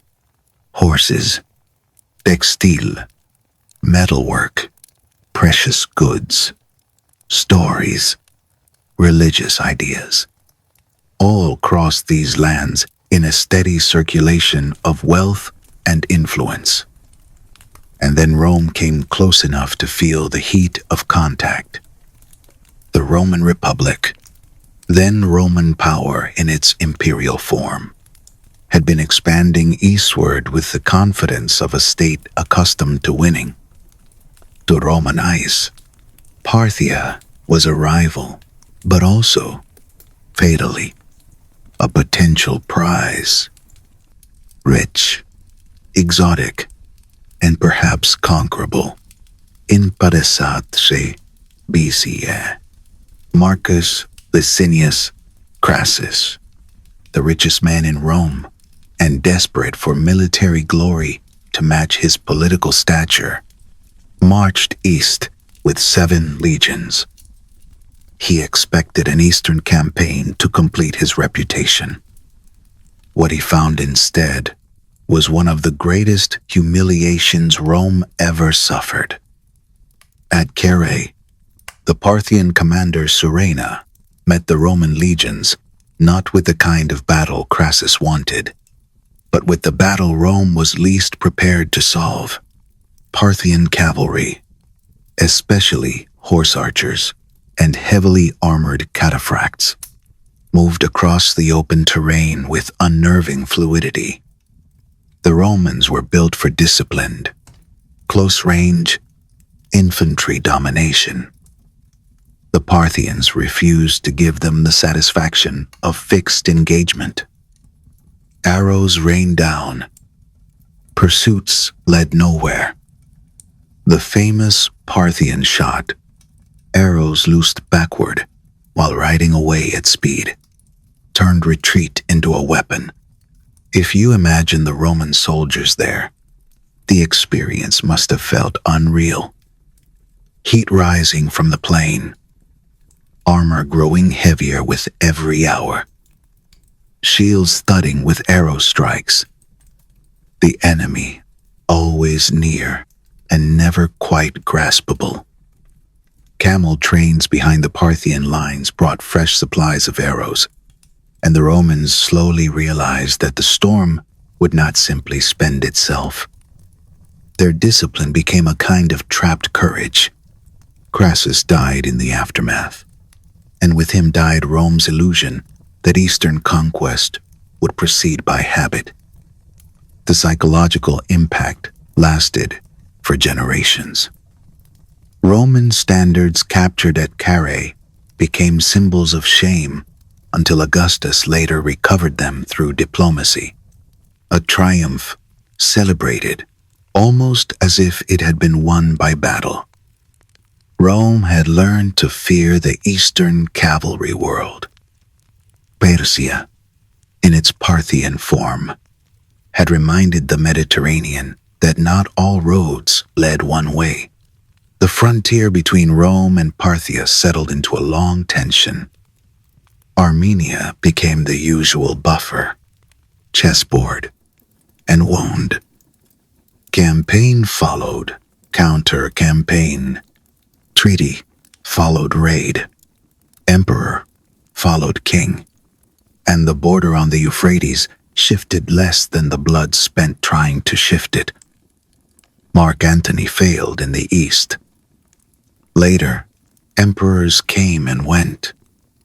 Trajan, in the 2nd century CE, penetrated deep enough to sack Ctesiphon and touch the Persian Gulf, only for his conquests to prove temporary. The Euphrates remained what it had become, a line between two imperial habits that could injure each other but not easily erase one another. All the while, something in Parthia itself was straining. Feudal flexibility, the great gift of Arsacid rule, had another face. Royal authority could weaken into negotiation into compromise, and compromise into chronic vulnerability. Noble houses retained too much independent force. Succession disputes repeated. Local ambitions thickened. To the west stood Rome. To the east and south, pressures of administration, trade, and regional loyalty never slept. The Arsacid order had endured for centuries, but endurance is not the same as health. By the early 3rd century CE, one provincial power in the old Persian heartland of Fars was becoming impossible to ignore. Its leader was Ardashir, son of Papak, and heir to a local line connected to priestly and regional authority. He rose in the very landscapes where Achaemenid memory still slept in stone. Persepolis lay ruined, but not forgotten. Naqsh-e-Rostam still held the carved tombs of ancient kings in the cliff. To rule there was to breathe a charged air. History in Fars did not feel dead. It felt waiting. Ardashir understood that if he were to replace Parthian looseness, he would need more than military success. He would need an idea. Not merely another dynasty, but a restoration, a renewal of Persian kingship in a more centralized, sacral, and disciplined form. The final confrontation came in 224 CE near Hormozgan. The last Arsacid king, Artabanus IV, met Ardashir in battle and died there. With him, nearly 5 centuries of Parthian rule came to an end. The Sasanian dynasty began. What Ardashir built was deliberately different. Where the Parthians had governed through negotiated aristocratic partnership, the Sasanians reached for something more concentrated. The king was again Shahanshah, king of kings, but now with intensified sacred overtones. Royal authority was tied closely to Zoroastrian religious legitimacy. Femedisi, fire temples, were sponsored. The Magi gained stronger institutional place. The faith that had endured under other dynasties now found a state eager to define and organize it more fully. This was not merely nostalgia for the Achaemenids. It was a new Persian monarchy using old memory as material. The Sasanians looked backward in order to move forward with greater coherence. They wanted sharper hierarchy, clearer legitimacy, more direct command. It was empire after centuries of improvisation, trying to become architecture again. And it announced itself to Rome immediately. Shapur I, Ardashir's son, would become the early emblem of Sasanian power. He fought Rome again and again, not as a border nuisance, but as an equal imperial rival. In Doa Suteshizej, CE, at Edessa, he achieved what no Eastern ruler had ever accomplished. He captured a reigning Roman emperor alive. Valerian, emperor of Rome, fell into Persian hands on the battlefield. The image mattered almost more than the event itself, though the event was already extraordinary enough. At Naqsh-e-Rostam, near the ancient tombs of the Achaemenids, Shapur had reliefs carved into the rock. There he appears on horseback, monumental, composed, while Roman emperors kneel or stand in submission around him. Stone became declaration. Persia had not only survived centuries of Greek and Roman pressure, it had risen again to humble the Western world in full view of its own ancestral cliffs. Yet even the Sasanians were more than war. Their state, more organized than the Parthian one, created room for a deeper and more integrated civilization, one that would eventually produce administrative reform, architectural grandeur, scholarship, and a model of kingship whose influence would survive even after the dynasty itself had vanished. The old pattern continued. Catastrophe, adaptation, renewal. The plateau once again had turned invasion and fragmentation into another Persian form. But forms do not remain still for long. Beyond the victories and the sacred fires, another set of tensions was already gathering. Religion was becoming more sharply institutional. Court authority was becoming more absolute. Rome remained dangerous. Internal dissent had not disappeared. The empire was strong, perhaps stronger than any Iranian state had been since Darius. And strength has a way of inviting both brilliance and overreach. The next centuries would bring both. The Sasanians would create one of the most dazzling late antique civilizations on Earth. They would also exhaust themselves, fighting for a perfection no empire can hold forever. By the 6th century, Sasanian Persia had become not merely a kingdom that endured, but a civilization so fully formed that it seemed to possess its own climate of authority. The court, the fire temples, the landed aristocracy, the tax system, the army, the roads, the intellectual centers, all were working within a shared Persian design. It was a world of ceremony and steel, of theology and account books, of cavalry charges across frontiers and scholars, bent over medical and astronomical texts by lamplight.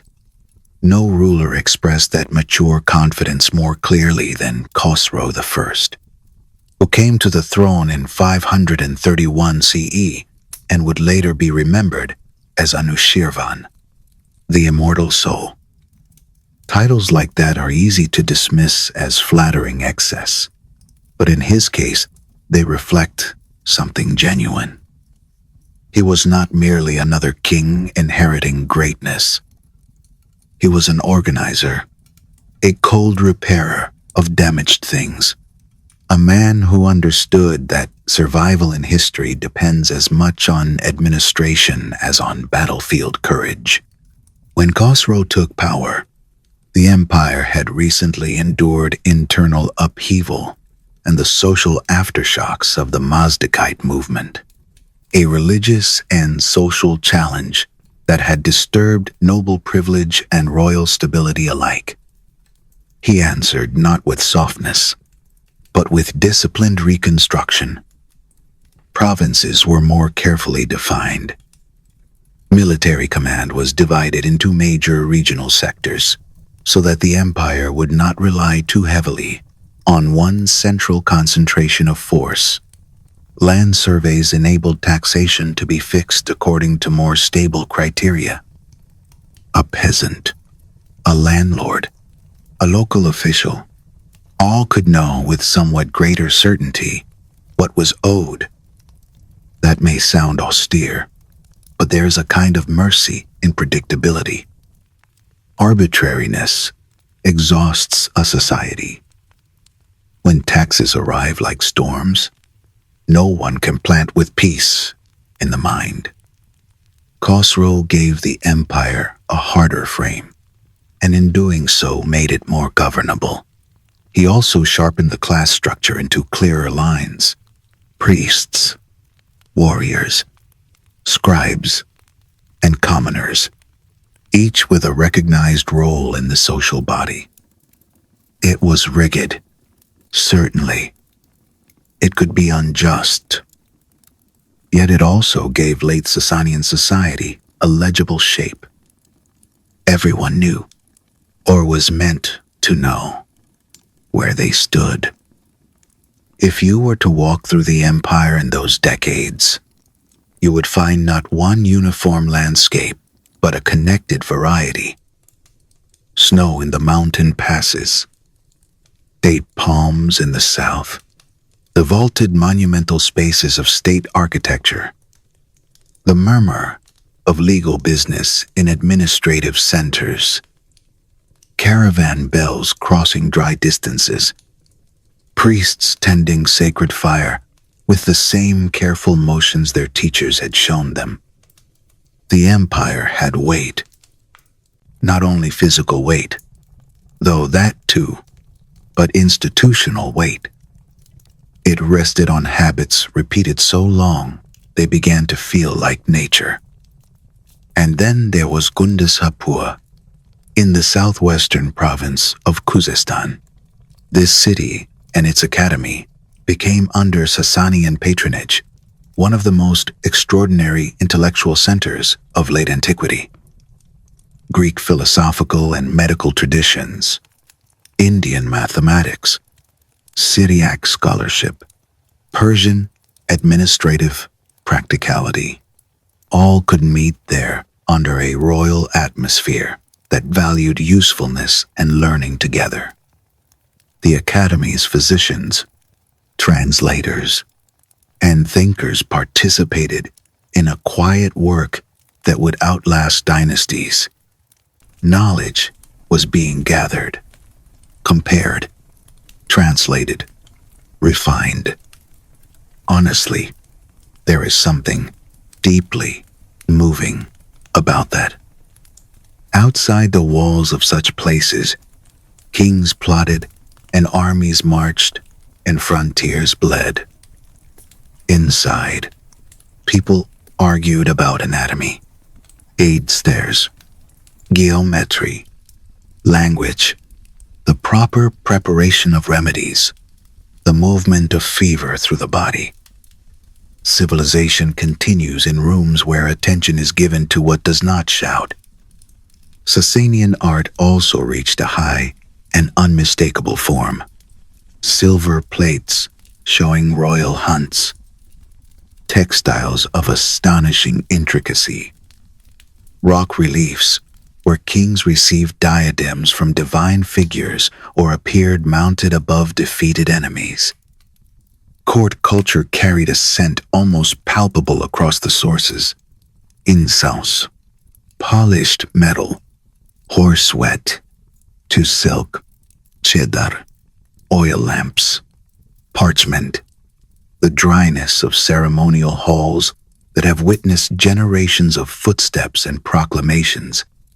And from this world came or was transformed there things that would travel far beyond it.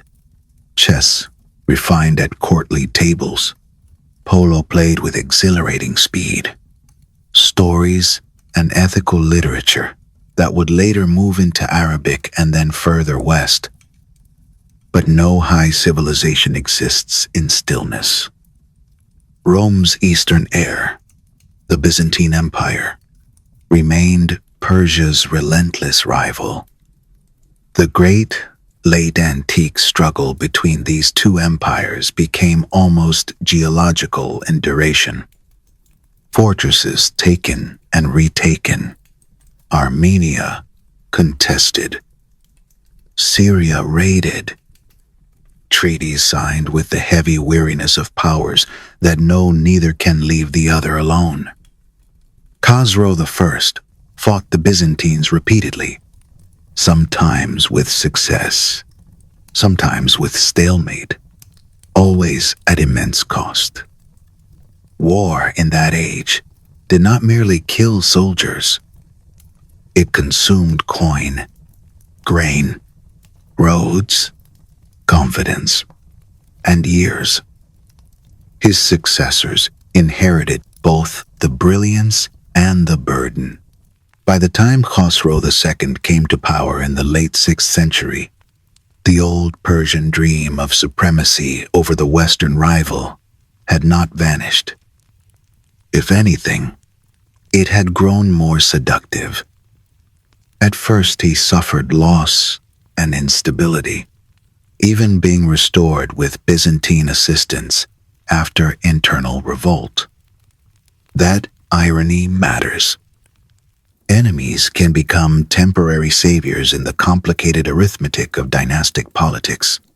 Yet later, when Byzantine weakness opened a door, Khosrow II pushed through with dazzling speed. The early 7th century saw one of the greatest expansions in Sasanian history. Persian armies captured Damascus. Then Jerusalem in 614 CE. The city of layered holiness, grief, and prophecy passed under Persian rule, and Christian relics, including what was believed to be the true cross, were carried away. Egypt fell soon after. For a moment, perhaps more than a moment, it seemed that the old contest with Rome had finally been settled in Persia's favor. Byzantine power looked close to collapse. Constantinople itself felt threatened. The map of Western Asia had tilted dramatically eastward. And yet, this was overreach disguised as triumph. Empires are most vulnerable when they begin to believe victory has revealed destiny. The territories were vast. Occupation was expensive. The army was stretched. The treasury had been bleeding for years already. The nobility had their own ambitions.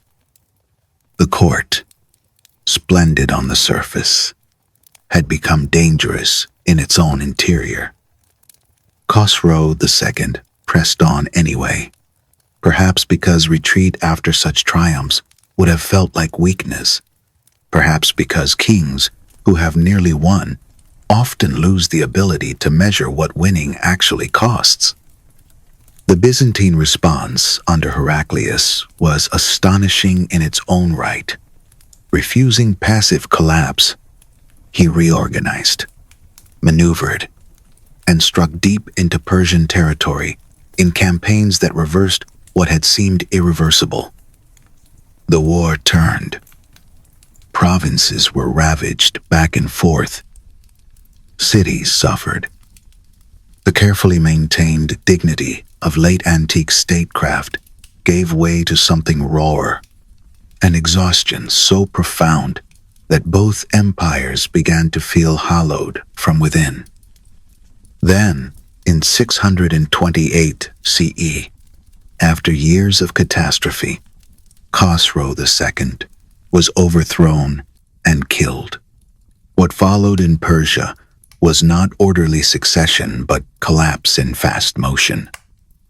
Rulers rose and fell with almost absurd speed.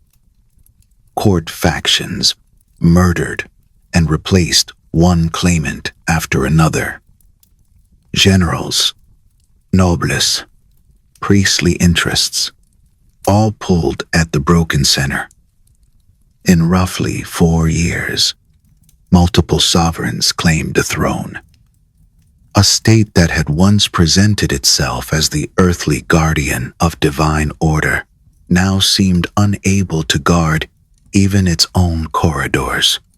If you picture the palace world then, it is no longer marble certainty. It is anxious torchlight, doors opening in the night, messages carried in whispers, silk screens behind which people decide who will live to see morning, seals broken and resealed, oaths made with no expectation of survival. The empire was not dead, but its nerves had been cut. It was at precisely this moment that a force the Sasanians had long treated as peripheral became decisive. From Arabia came armies unified by Islam, by a faith that had bound together tribal societies in a new religious and political frame. To Persian eyes, the Arabs had for centuries existed at the margins, desert neighbors, raiders, clients, irritants. No one in the old imperial centers had imagined that history's next great transformation would come from there. But conviction changes military possibility. So does timing. The armies of the early caliphate met Persia first, not as scattered raiders, but as a force carrying spiritual confidence, strategic mobility, and the advantage of confronting an empire that had exhausted itself almost to death. The decisive early battle came at Al-Qadisiyah around 636 CE. Persian forces under the general Rostam Farrokhzad fought hard. Their war elephants initially terrified Arab horses. Their tradition of disciplined warfare had not vanished. But tradition is not enough when morale is fractured and the state behind the army has begun to dissolve. By the final stage of the battle, Persian resistance broke. Rostam died. The road to Ctesiphon lay open. When the Arab armies entered the Sasanian capital, what they found was the visible accumulation of centuries. Riches beyond the experience of most of the conquerors. Palaces, treasures, regalia, and above all, the Great Hall with its colossal arch, the Tek Kasra, which still rises in ruin near modern Baghdad, like a fragment of frozen imperial breath. The city that had embodied Parthian and then Sasanian greatness had not protected the dynasty that ruled from it. Yet Persia did not fall in one motion. The last Sasanian king, Yazdegerd III, fled eastward and for years remained a moving point of hope for those who still believed the empire could be gathered again. He passed from province to province, seeking troops, allegiance, protection, some final concentration of strength. It is one of the saddest images in Iranian history. A king without a center moving through the remnants of a world that had once been ordered around kingship itself. The final military blow came at Nihavand in 642 CE, remembered by the Arabs as the victory of victories. After that, organized Sasanian recovery became impossible. Resistance survived locally, briefly, sometimes stubbornly, but the empire as empire had ended. Yazdegerd wandered on, diminished, increasingly dependent on men whose loyalty was thinner than necessity. In Chassesute Chinzej Shionu Tse, near Merv, he was killed, not in a great final battle, but in obscurity, reportedly at the hands of a local miller or through treachery over his possessions. The last Sasanian Shah died beside a river, far from the great vaults and fire temples that had once proclaimed his line's cosmic authority. There is something almost unbearably Persian in that ending. Not because it is noble in the simple sense. It is not. It is lonely, fragmented, stripped of grandeur, but it reveals the hardest truth of Iranian history. Dynasties end. Forms burn. Thrones empty. Yet the civilization beneath them does not necessarily consent to vanish. The Arab conquest transformed Iran more completely than Alexander had, because it brought not just a new ruling house, but a new religion, a new sacred language, a new map of ultimate meaning. Zoroastrian fire would no longer define state legitimacy. The old courtly frame of the King of Kings would be broken. The Persian relationship to God, Ampere, law, and language would have to be renegotiated under Islam. And still, even here, disappearance did not follow. What had been built under the Sasanians would flow into the Islamic world in disguised but powerful forms. Administrative habits, court ceremony, ideas of kingship, tax structures, medical knowledge, philosophical translation, artistic forms, all would survive by entering new houses. The conquerors had defeated Persia. They had not ended the Iranian ability to reshape whatever conquered it. If you were standing at dusk among the ruins of Ctesiphon after the wars, with dust moving softly under a fading sky, you might have thought the story was over. The arch broken but still standing, the halls emptied, fire altars gone dim, the old language of sovereignty scattered into silence. Yet beneath that silence something remained awake, in village, in memory, in speech, in custom, in seasonal festivals, in elite households that remembered older lines, in priests preserving what texts they could, in the stubborn reflex by which a people continue to know themselves even after the state that named them has fallen. The next age would demand a different kind of resilience. No more straightforward Persian Empire, at least not for a while. Instead, adaptation under conquest, survival under a new faith, a long, difficult bargain with Arab rule that would eventually produce one of the great civilizational reversals in history. An Iran that accepted Islam and then, patiently, began to make Islam speak Persian. That, though, belonged to the next movement of the story.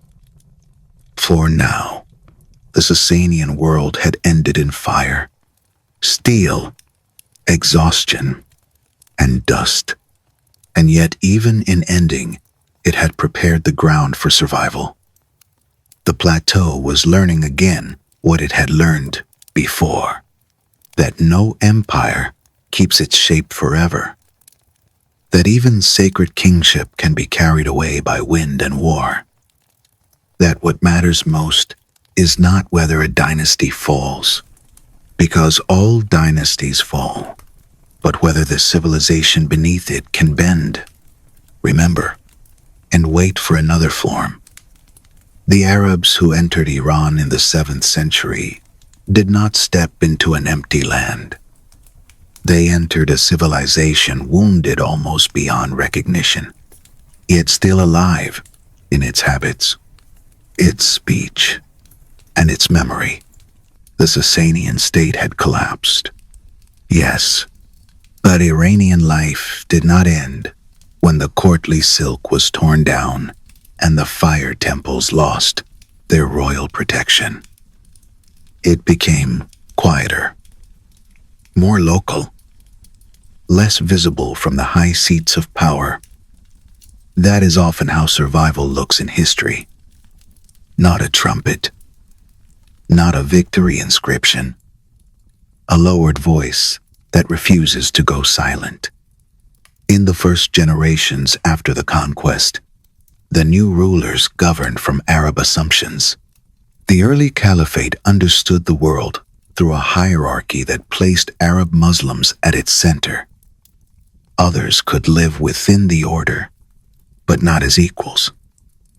Zoroastrians, Christians, Yevs, and others were permitted to continue their religious lives under taxation and legal subordination.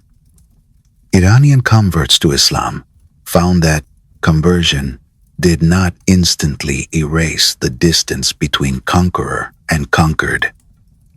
They were Muslims in creed and still often treated as lesser in rank.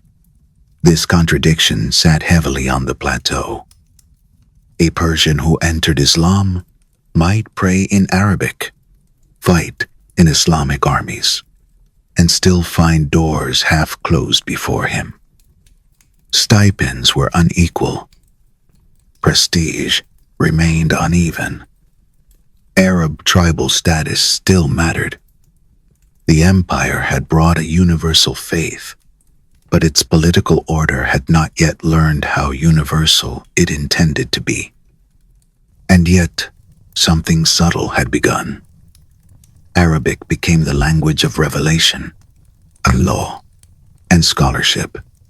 Iranian minds, already trained by centuries of administrative and intellectual discipline, began to move within this new sacred framework with extraordinary speed.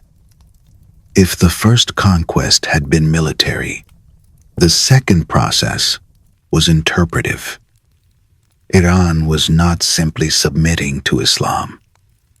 It was beginning to understand it, inhabit it, and eventually reshape the civilization built around it. Persian speech remained alive in the home, the village, the market, and the memory of old epics. Nowruz still returned each spring, with its deep, older rhythms of renewal, fire, food, and seasonal continuity. Local custom did not vanish because a new caliph issued decrees from far away. Sacred fire may have lost political supremacy, but festivals, stories, and inherited reflexes continued. A civilization has many hiding places. The Umayyad period hardened resentment further. In eastern regions like Khorasan, where vast numbers of Iranian converts lived, the contradiction between Islamic equality and social hierarchy became impossible to ignore. It is one of those historical pressures that slowly becomes combustible. No single insult causes the explosion. The insult is repetition. In the 8th century, Khorasan became the cradle of a revolution. Black banners rose. The Abbasid movement gathered together Arab dissenters, Iranian converts, and many others alienated by Umayyad rule. It spoke in the language of justice and equality before Islam, and it found fertile ground precisely where older imperial experience and new religious grievance had fused. The military face of this revolution was Abu Muslim, almost certainly Iranian in origin, commanding forces drawn heavily from the Eastern Islamic world. When the Abbasids overthrew the Umayyads in 750 CE, the event was not merely a dynastic change. It was a redirection of the Islamic world eastward. Baghdad stood much closer to the old Persian and Mesopotamian heartlands than Damascus had. Iranian administrators, scholars, and courtiers moved inward toward the center of power. Persian habits of government, long practiced under Achaemenids, Parthians, and Sasanians, began to reassert themselves inside the Islamic empire that had conquered Persia. This is one of the great reversals in world history. Iran was conquered by Islam, then helped build classical Islamic civilization from within. The conqueror's empire became dependent on the conquered civilization's administrative memory, literary talent, and intellectual labor. It happened gradually enough that no single generation could point to the exact moment. But by the 9th century, the outline was clear. Persia had not returned in old form, but it had returned in influence. The Abbasid Caliphate itself began to thin at the edges. Provincial dynasties rose, ostensibly loyal to Baghdad, practically self-governing. In Khorasan and Transoxiana, Persian-speaking courts gained confidence. Among the most important were the Samanids, ruling in the 9th and 10th centuries. Their Their court at Bukhara became one of the great nurseries of Persian literary rebirth. For nearly 2 centuries, Arabic had dominated writing across the Islamic world. Persian had survived primarily in speech. Under the Safavids, New Persian, written in the Arabic script, flowered into a full literary language. This was not a simple return to the past. It was a transformation. Persian adopted Arabic script and absorbed Arabic vocabulary, yet remained unmistakably itself in cadence, emotional texture, and memory. No figure stands at the center of that rebirth more powerfully than Ferdowsi. Born around 940 CE, he devoted decades of his life to composing the Shahnameh, the Book of Kings, an immense epic recounting Iran's mythic and historical past, from the creation of the world to the Arab conquest. 60,000 couplets. Kings, heroes, monsters, betrayals, fathers and sons, loyalty and doom, empire and loss. The old Iran, nearly buried by conquest and time, was gathered and given back in language. Honestly, it is hard not to feel a shiver before the scale of that act. Ferdowsi was not only writing poetry, he was rescuing civilizational memory from erosion. He was telling Persian speakers under Islamic rule that their past had not vanished. Rustam still rode. Zahak still carried the shadow of tyranny on his shoulders. The old kings and the old sorrows still belonged to Iran. The same age produced minds of extraordinary range. Ibn Sina, known to the Latin world as Avicenna, became one of the great physicians and philosophers of world history. His canon of medicine would remain authoritative far beyond the Islamic world for centuries. Then there was Al-Biruni, one of the most astonishingly precise scholars of the medieval world. Astronomy, mathematics, chronology, geography, comparative religion. He touched all of it with a discipline that still feels almost modern. The Buyids, a Shia family from northern Iran, entered Baghdad in the 10th century and reduced the Abbasid caliph to a figurehead. For the first time since the conquest, power at the center of the Islamic world passed into overtly Iranian hands, though in Islamic rather than pre-Islamic form. Persian administration, court ritual, and political sensibility flowed through the capital. By then, Persian had become not merely an Iranian language, but one of the great languages of civilization. It was spoken and written across courts far beyond the plateau itself. Poetry, governance, ethics, mysticism, and narrative could all live beautifully in it. A conqueror might arrive with another native tongue, but if he wished to rule elegantly and be remembered, he often ended by speaking Persian. That was true of the Ghaznavids. Mahmud of Ghazni, the great conqueror of the early 11th century, was of Turkic background and built his power from Eastern military energies. Yet his court was lavishly Persian in style. The contradiction became almost familiar. Men who conquered Iran or ruled from its edges repeatedly discovered that to possess lasting prestige, they needed Persian culture. The Seljuks followed the same path at larger scale.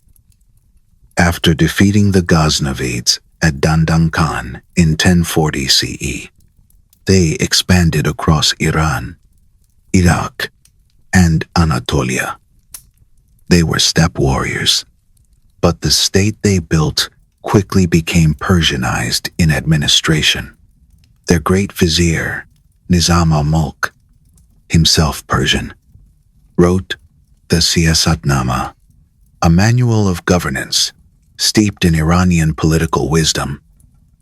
He established madrasas, ordered bureaucracy, and helped shape the Sunni Islamic world through institutions that bore clear marks of Persian administrative reason. At the same time, Persian poetry entered still deeper levels of refinement and reflection. Omar Khayyam, remembered in the modern West mostly for the Rubaiyat, was also a mathematician and astronomer of first rank. Sufi traditions deepened. The Persian literary world could speak of kingship and dust, of wine and annihilation, of gardens and metaphysical hunger, all in tones no conqueror could quite master and no reader could easily forget. But the plateau's old test was coming again from the east. The Khwarezmian Empire rose in the 12th and early 13th centuries as Seljuk power fragmented. It inherited ambition without enough humility. And under Muhammad II, it committed one of history's most ruinous acts of arrogance. A Mongol trade caravan was destroyed. Ambassadors from Genghis Khan were insulted and killed. It is difficult to imagine a more disastrous misreading of the man on the other end of that gesture. The Mongol invasion began in 1219 CE. What followed was not a conventional conquest. It was devastation at a scale that bent memory. Cities fell one after another. Bukhara, Samarkand, Merv, Nishapur, Herat. The names come like tolling bells. Chroniclers described slaughter so great it became almost impossible to narrate without sounding unreal. Entire urban populations were annihilated, or nearly so. Libraries vanished. Irrigation systems were ruined. Agricultural land returned to waste. Regions that had sustained dense life for centuries fell into silence. If you were standing in Khorasan after the worst of it, what would remain? Broken walls, perhaps. Wind moving through abandoned courtyards. Dry channels where water once ran. Burned beams. A child's bracelet in dust. The smell of ash long faded, replaced by that colder smell abandoned places have. Sun on rubble. Earth exposed where people should have been. The destruction of Kuanats was especially cruel in its long afterlife.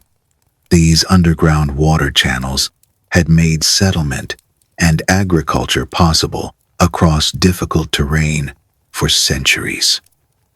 To ruin them was to kill not only the present harvest, but the future habitability of whole districts.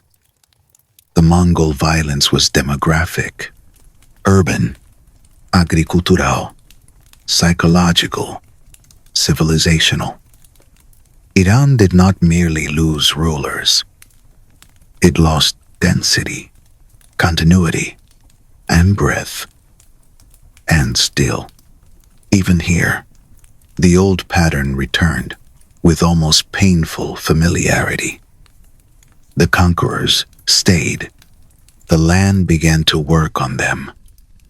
The Ilkhanate, founded by Hulagu in the mid-13th century, ruled Persia as a Mongol state, yet increasingly depended on Persian administrators, Persian fiscal expertise, Persian urban habits, and Persian literary culture. Baghdad's destruction in 1258 marked the end of the Abbasid Caliphate, but Iran itself became one of the chief centers through which post-Abbasid Islamic civilization reorganized. Mongol court, initially alien and often religiously eclectic, gradually tilted toward Islam and Persian culture. The turning point came especially under Ghazan Khan, who converted to Islam in 1295 CE and undertook serious reforms. Administration was regularized. Agricultural recovery was encouraged. Persian became ever more central in governance. His great vizier, Rashid al-Din, sponsored the Jami al-Tawarikh, the Compendium of Chronicles, one of the most remarkable universal histories ever produced. China, Europe, Iran, the prophets, the Mongols, all gathered into a Persian language, attempt to understand the world as one connected historical field.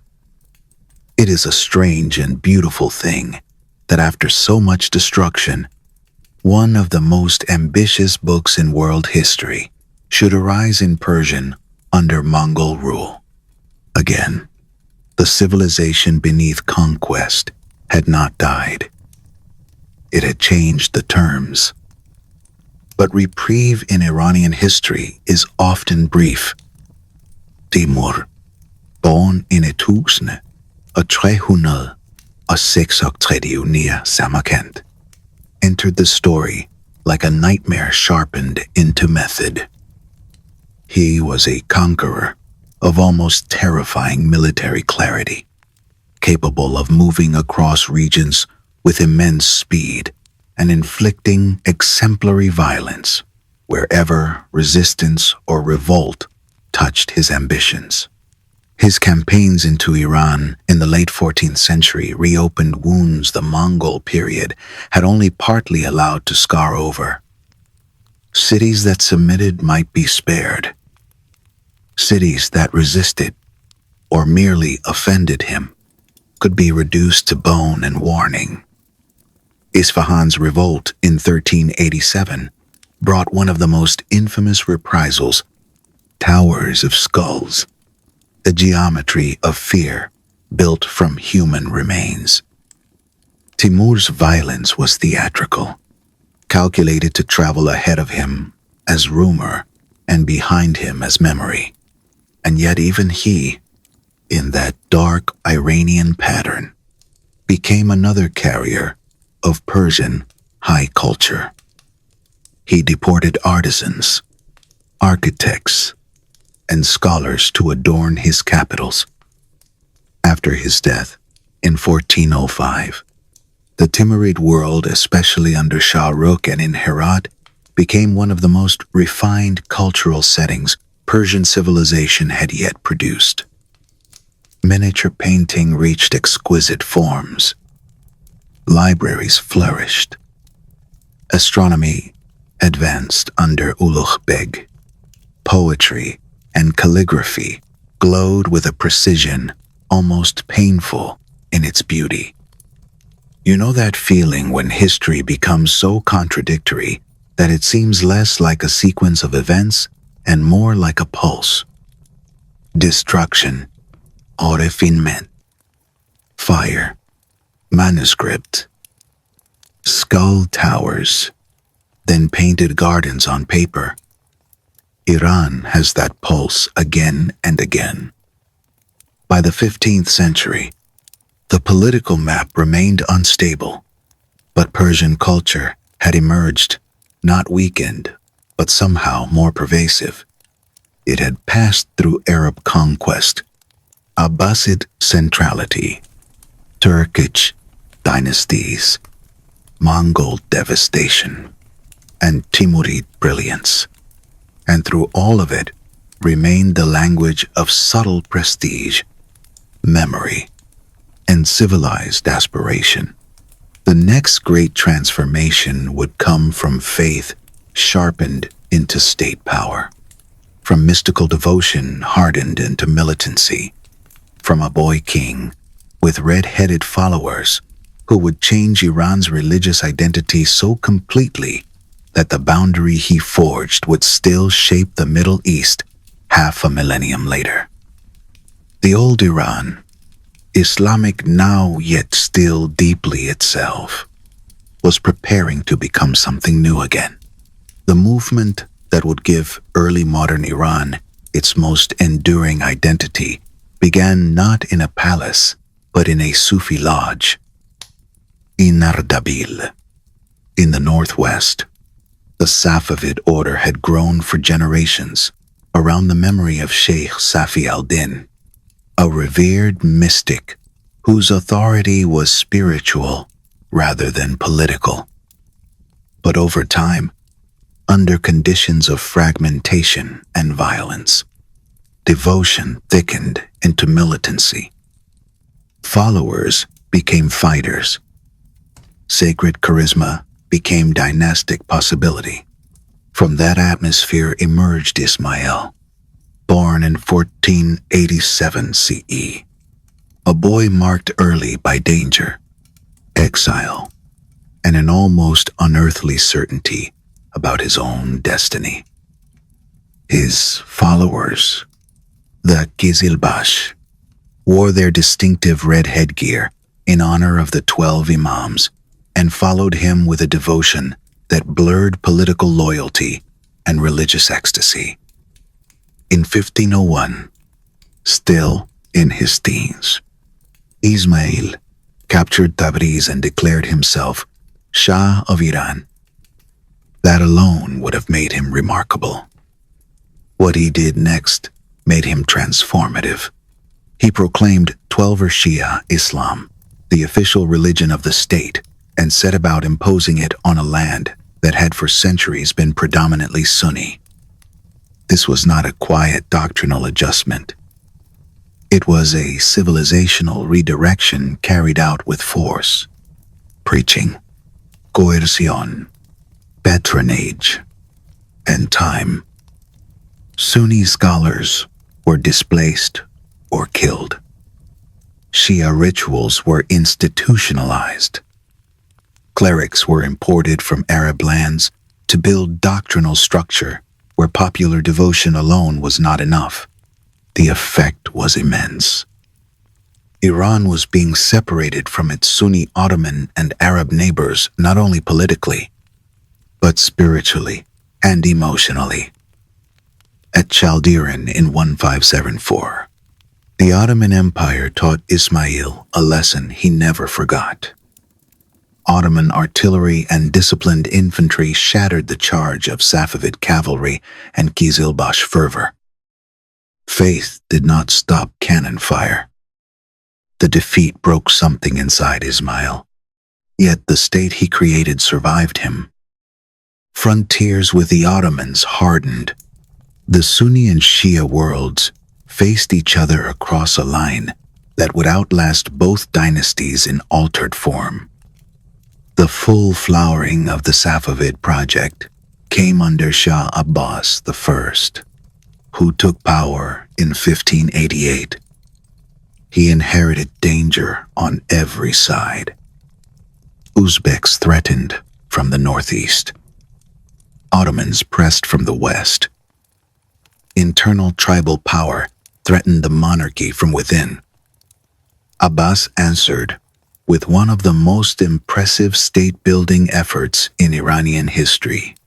He curbed the old Qizilbash military elite and built a more centralized army, drawing heavily on slave soldiers and administrators of Georgian, Armenian, and Circassian background loyal to the crown rather than tribal chiefs. He bought time with compromise, then used that time like a blade. He recovered territory, stabilized the state, and above all, turned Isfahan into one of the most beautiful capitals the world has ever seen. The Naqsh-e-Jahan Square, vast and proportioned, like a statement of cosmic confidence. The Shah Mosque, with its portal and dome, alive in turquoise and blue. The Sheikh Lotfallah Mosque, glowing with subtler elegance. Bazaars flowing outward like arteries. Bridges over the Zayande River, carrying footsteps, trade, and evening light. If you were standing there in the early 17th century, hearing the water, smelling dust, cooling after afternoon heat, watching merchants and scholars and courtiers move beneath tiled geometry, you might have believed Iran had solved the old riddle at last. How to be powerful and beautiful together. How to turn memory into statecraft. How to make a city feel like an argument against decline. Persian carpets, metalwork, miniature painting, a silk, war, etiquette, all flourished. Abbas also played the wider world with skill, balancing European powers against the Ottomans, even using English assistance in 1622 to drive the Portuguese from Hormuz and restore Iranian control at the mouth of the Persian Gulf. It was a moment of unusual confidence, military, commercial, architectural, symbolic. But confidence is mortal.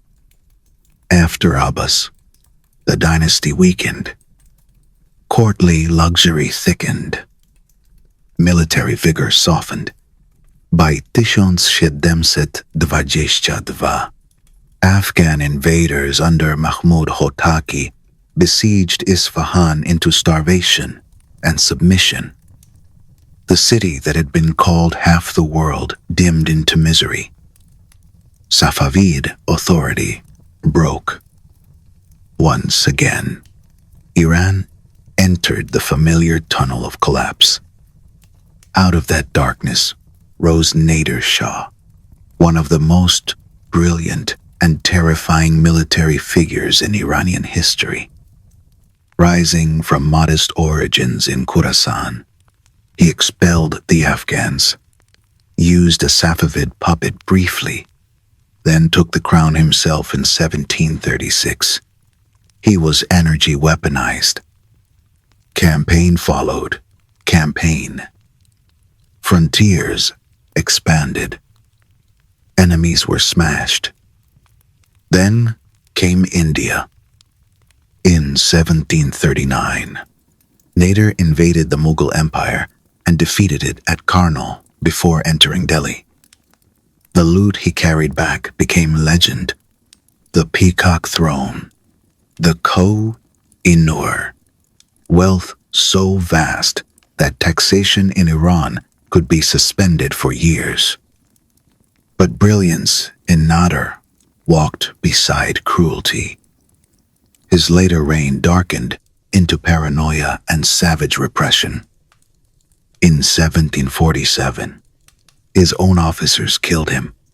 Another dazzling force had passed through Iran like a storm and left fragmentation behind. The late 18th century brought contest again, with Karim Khan Zand offering a gentler interval from Shiraz before the Qajars finally prevailed. Their founder, Aga Muhammad Khan, harsh and relentless, reunified much of Iran and chose Tehran as capital. Yet it was under his successors that Iran entered a new and more humiliating age, not of nomadic invasion but of imperial pressure from modern powers.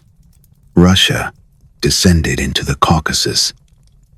Britain watched from the south, obsessed with India, and determined that Iran remain weak enough to be manageable. Two disastrous wars with Russia in the early 19th century ended in the treaties of Gulistan and Turkmenchay, which stripped Iran of Georgia and other Caucasian territories and imposed financial and legal humiliations. Concessions to foreigners followed. Banking, roads, trade monopolies, resource access. Sovereignty began to leak away, not only through battle, but through signatures. Nasr al-Din Shah ruled for decades and liked the look of modernity. Telegraphs, photography, travel to Europe, court display. Yet modernization, without structural dignity, became dependency dressed in novelty. The tobacco concession of 1890, which granted a British company monopoly control over Iranian tobacco, touched something raw. The response was astonishing. A leading cleric declared tobacco use forbidden while the concession remained. Across the country, people obeyed. Pipes were put down.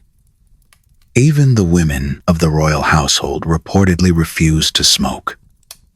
The Shah was forced to retreat. That protest mattered because it revealed a new political pattern. Merchants, clerics, intellectuals, and ordinary people could align against the state and against foreign domination. In 1905, a broader unrest ripened into the constitutional revolution. Demonstrations, sanctuary protests, strikes, and pressure forced the monarchy to accept a constitution and a parliament, the Majlis. For a brief, luminous, difficult moment, Iran attempted to bind kingship itself with law. The constitution did not arrive into an empty field. It arrived into a world still crowded by foreign empires and internal reaction. In 1908, Muhammad Ali Shah used Russian-trained troops to bombard the parliament building. Civil war followed. Constitutionalists fought back and restored the movement. But the old order had no intention of fading gracefully. Britain and Russia, meanwhile, in 1907, simply divided Iran into spheres of influence without even pretending that Iranian consent mattered. Then came the First World War. Iran declared neutrality and was ignored. Armies moved across its territory. Famine and disease followed. Millions suffered.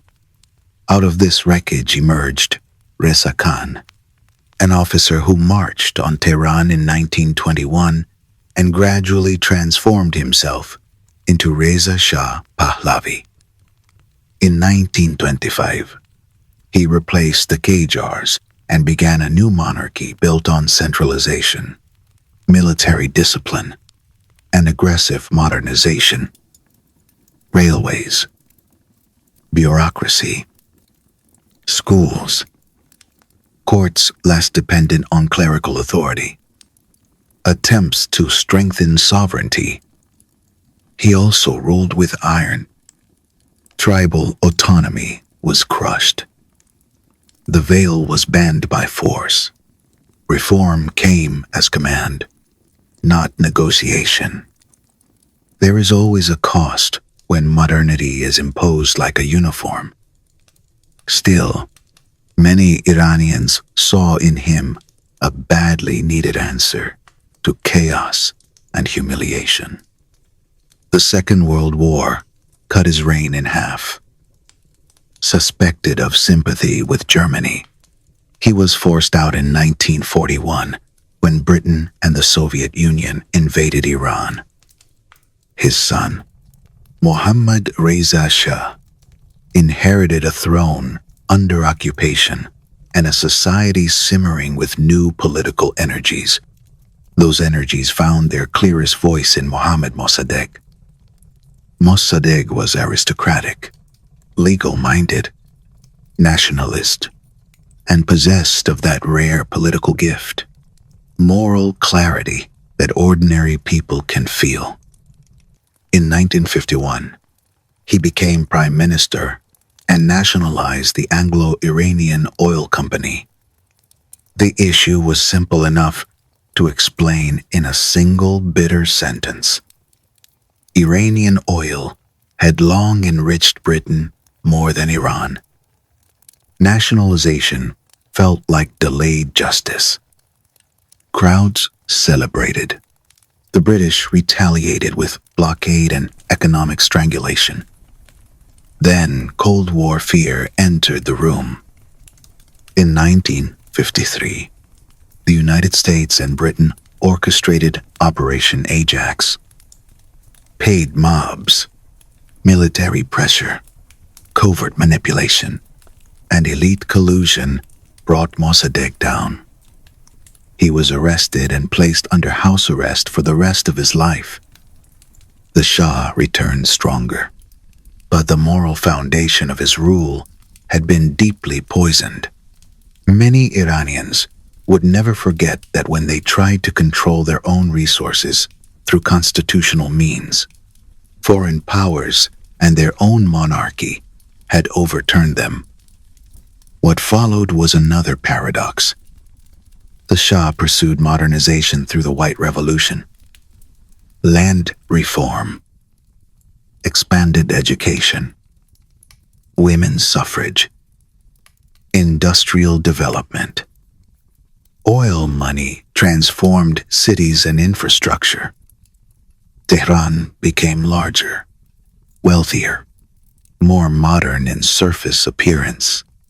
Yet alongside these changes, Shovok, the secret police, spread fear through surveillance, imprisonment, and torture. Political parties were emptied of meaning.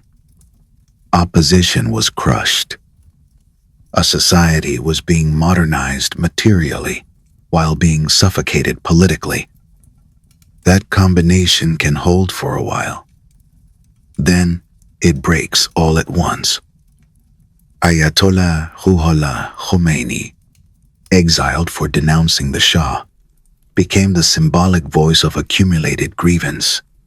From exile, first in Iraq and then near Paris, his sermons circulated on cassette tapes through mosques, bazaars, and homes. The technology was modern. The emotional force was older. Humiliation, injustice, foreign interference, moral disgust, class resentment, religious conviction, memory. By 1978, millions were in the streets. The state still had tanks and guns, but its confidence had rotted. The army hesitated. The monarchy discovered too late that power borrowed from fear and foreign backing can vanish with frightening speed once its own people stop believing in it. In January 1979, the Shah left Iran. On the 1st of February, Khomeini returned to Tehran to a reception of staggering size. Within days, the monarchy that traced itself, however unevenly, back through centuries of Persian kingship was finished. In its place rose the Islamic Republic, a state unlike anything Cyrus, Darius, Shah Abbas, or even the Safavids could have fully imagined. A modern revolutionary theocracy, anti-imperial, Shia, populist, disciplined by ideology, and shaped by all the layers of Iranian history that had come before it. And that is perhaps the strangest and most consistent truth in this long story. Iran changes by surviving. It does not remain the same. It remains itself by taking in conquest, religion, language, administration, poetry, grievance, and catastrophe, then producing another form out of them. Greek rulers came and Persian memory endured. Arab faith arrived, and Iran helped make Islamic civilization. Turkic dynasties ruled and became Persianate. Mongols destroyed cities and then patronized Persian historians.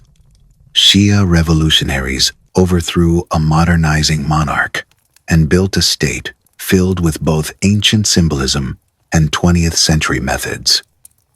If you were standing with me now at the end of this long night beside the low fire, with maps folded away and the centuries settling like ash, I think this is what would remain in the room. Not merely the fact that Iran survived.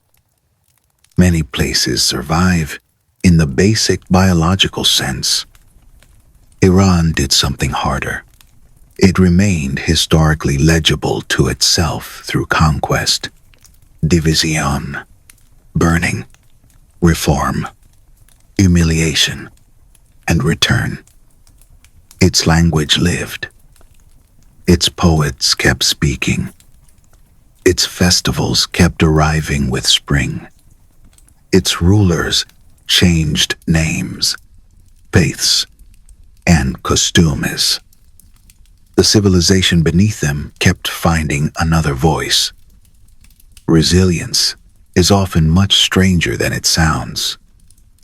It is habit. It is memory stored in ordinary people. It is a mother speaking one language to her child while officials speak another in the square. It is an epic copied by hand in a century of instability. It is a ruined city that still knows the shape of a garden. It is the refusal to let defeat decide meaning forever. Iran's history is full of crowns, but the deeper continuity was never the crown. It was the civilization beneath it, stubborn, adaptive, lyrical, wounded, proud, and endlessly self-renewing. That is why conquerors so often believed they had finished Persia, only to discover, a century later, that they had been Persianized by the very land they thought they possessed. The mountains still ring the plateau. The deserts still hold their pale silence. The old capitals, Susa, Ekbatan, Persepolis, Ctesiphon, Isfahan, Tehran, do not replace one another so much as layer. Each one another chamber in a house history keeps rebuilding. Somewhere in that house, Cyrus is still remembered. Ferdowsi is still recited. The tiles of Isfahan still catch evening light. Mossadegh still stands in injured memory. The revolution still burns in argument. The language still moves. And maybe that is the answer to the question that hovered over this entire story. How does a civilization bend without breaking for 2,500 years? It remembers more deeply than it is conquered. It absorbs more patiently than it is destroyed. It teaches its conquerors to speak its metaphors. It survives not by refusing change, but by making change speak in an Iranian voice. The fire is low now. The wind outside has quieted. The centuries have passed through this room one by one, leaving dust on our sleeves and a little more silence in the air. And still the story remains. Not ended. Never really ended. Only waiting for its next shape. Good night.